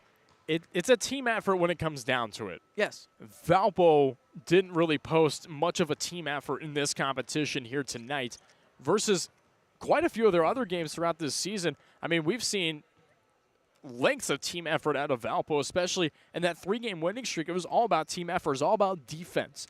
And the defense here for Valparaiso was just not here in that first quarter. I mean, it was a 21-10 end of the first quarter for Murray State. They were leading over Valpo by 11. And really, it wasn't that Valpo wasn't scoring. I mean, they were able to get in 10 points. It was the fact that Murray State just had a free open range. I mean, they were able to almost take any shot that they wanted, drive down low at almost any opportunity, and really take advantage of the plays on the floor, and Valpo didn't. I mean, that's just the opposite end of things. Yeah.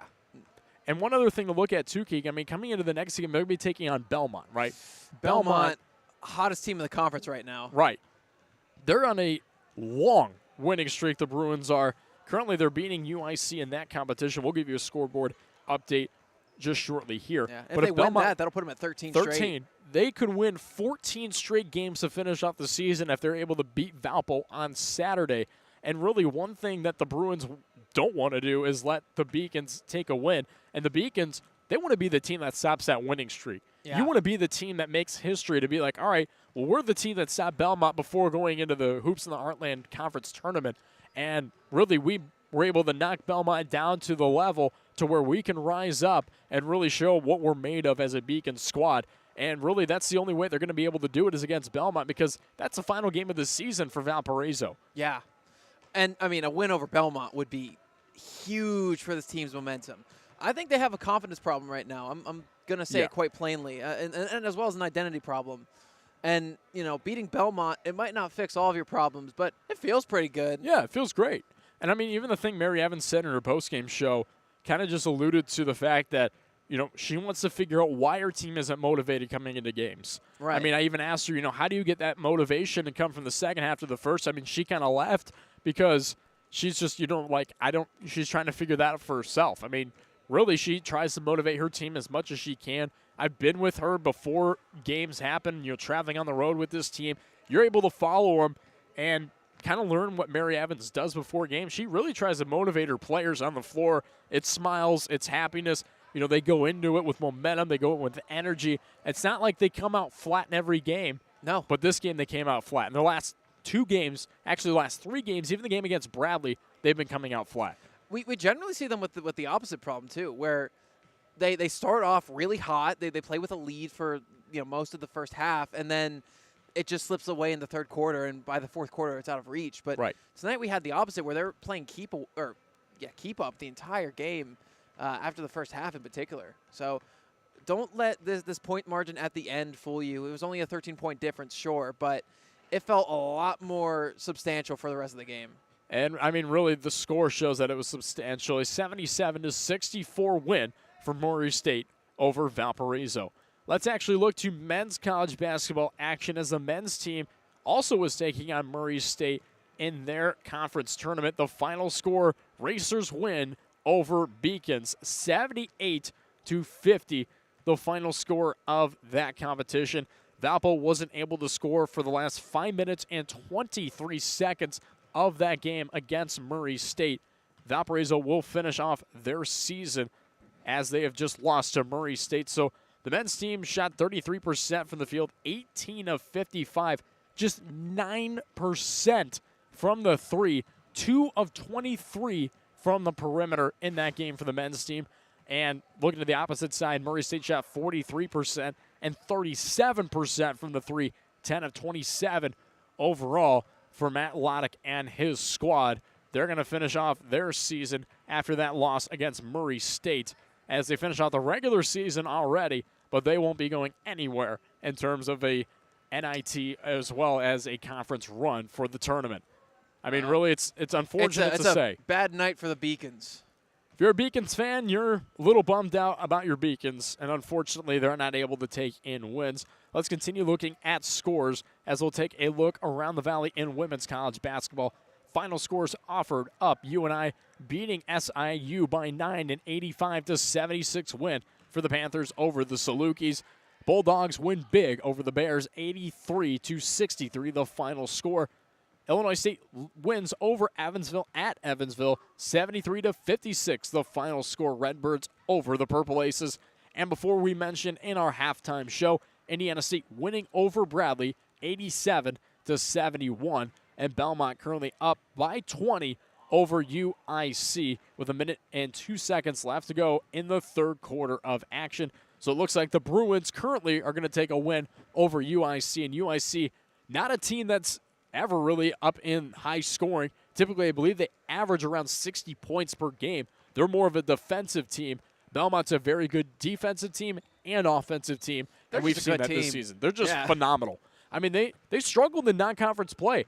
I mean, they had a losing season in non-conference action. They get into Valley play, and, I mean, they're unstoppable almost. Yeah. I mean, we're just seeing a Belmont team making history as, I mean, they've just been dominating in Valley play overall, and they can finish with a 14-game winning streak. Valpo is, however, looking to break that in that next competition. And, Keegan, before we close things out here on LBJI postgame show, what are you looking for in that next game for the Beacons? Win. With all luck. I'm going to be honest. It seems like Valpo likes to play up to their competition a little bit. Right. So, Belmont probably one of the better teams. Obviously top 2 in the conference right now. Right, of course. So I hope they can get out to as big of a lead as we've seen them go against Drake, against, other teams of similarly high standing. I want to see them really sock it to the Bruins. And frankly, man, they have a good opportunity if they win that game to roll into the playoffs and have a lot of confidence at their backs. But it will not be easy. No. And actually, I don't think I have anything more to add to that. It's not going to be an easy game. It's going to be a tough one, especially because Valparaiso taking on Belmont, they've already lost to the Bruins earlier this season. It was on January 3rd where the Beacons fell in that competition after playing Murray State in the earlier competition on New Year's Day. So Valpo really looking to get some revenge on Belmont after this loss against Murray State. Valpo's going to lose 2 games straight to Illinois State, and now Murray State fall to a 7-21 record, 5-14 in Valley play after winning 3 straight games to Indiana State, Evansville, and Bradley, now falling to 2 straight and hopefully not to 3 straight against Belmont as they have good chances coming up against the Bruins. The over-under for this competition tonight was 130 points, and if you bet the over, well, you definitely had it here tonight in this competition.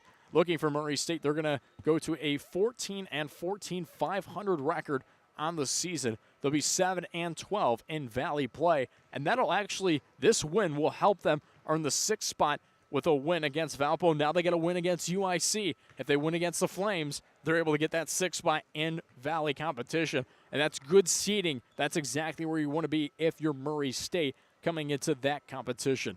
Let's take a look at some of the final scores before we also close things out here and get some of your final thoughts from around women's top 25 college basketball. Number 24, Middle Tennessee winning over North Texas 72-45. UCLA upsetting number 21, Arizona 73-59. Number 18, North Carolina beating Clemson 68-50, a 10-point win for NC. Number 17, Michigan beat Penn State by just 2, a 63-61 win for the Wolverines. Number 6, Sanford beating Oregon 76-65.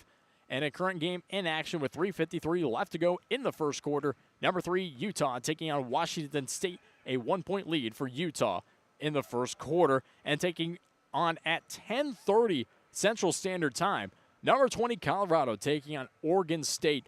That'll be a good matchup as well. Oregon State has been competitive this season. However, they are unranked in women's top 25. And Keegan, before we close things out here on our LBJI postgame show, any final thoughts from your end? I don't have many. I will say, hopefully, the women's team is going to be competitive in conference competition, the tournament coming up in a few weeks. But I'm going to be honest, anything could happen with this squad. Right. You say it all the time. Anything can happen in the Missouri Valley Conference. And if we have Brown and Allie Saunders syncing up the way that they sank up tonight for the entire game, not just 2 quarters, this team could be a tour de force going into conference play, and that's all I'm going to say about that. We'll see how Valpo matches up in their next competition against Belmont, as we hope you tune into that competition, as the women's game will take place this Saturday at 1 o'clock, as myself, Zach Collins, will have the call with the pregame show at 12:35 against Valley's best, Belmont. We'd like to give a quick shout-out to our sponsors who made our broadcast possible, including Calumet Brewing, Gastonia Tractor, Wings Etc., Lakeshore Bone & Joint, Northwest Health, First Source Bank, Hungry Howie's, Culver's, IBEW, Royal Excursion, and Ticket Smarter. This Valparaiso women's basketball broadcast has been an exclusive presentation of Van Wagner Sports and Entertainment. The general manager of Van Wagner Sports and Entertainment for Valparaiso Athletics is Blair Minton. This broadcast has been an exclusive presentation of Valparaiso women's basketball right here on WVOR The Source 95's YouTube page. And any reproduction, retransmission, or other use of this broadcast without the express written consent of WVOR is prohibited. The general manager of WVOR is myself, Zach Collins. The sports director for WVOR is Noah Godsell. And the assistant sports director for WVOR is Soren Burkholder. Once again, your final score here from the Athletics Recreation Center is Valparaiso 64, Murray State 77. For Keegan Thompson, I'm Zach Collins. Thank you for listening to another presentation of Valparaiso women's basketball right here on the Valpo Sports Radio Network. Enjoy what is left of your Thursday, as we'll see you back on WVOR. That'll be streaming live on air on Saturday, as we say so long from the Vale of Paradise. Heinold and Feller Tire and Lawn Equipment strive to exemplify the true meaning of the words trust, courtesy, and honesty. In fact, many of our customers say we've done a pretty good job of it. Since 1958, we've been providing auto repair and full-service tire sales to Porter County, Indiana. Come visit us at our Valparaiso or La Crosse locations, or check us out at heinold-feller.com. We look forward to many more years of providing you excellent service, because at our Heinold and Feller, your family matters to ours. Do you hear that? That's the sound of Hungry Howie's hot, real mozzarella cheese melting over a bed of dough made fresh today. And flavored crust loaded with any combination of our mouth-watering flavored crust flavors. You probably didn't think Irresistible had a sound. Well, it does now. Now get a meal deal for any budget starting at the irresistible price of just $5.99. Hungry Howie's! That was another presentation of Valparaiso Beacon Athletics on WVUR The Source 95, the Valpo Sports Radio Network. Any reproduction, retransmission, or other use of this broadcast without the express written consent of WVUR The Source 95 is prohibited. We thank you for listening to today's contest, as we now return you to your regularly scheduled programming on WVUR The Source 95 Valparaiso, the official home of Beacon Athletics.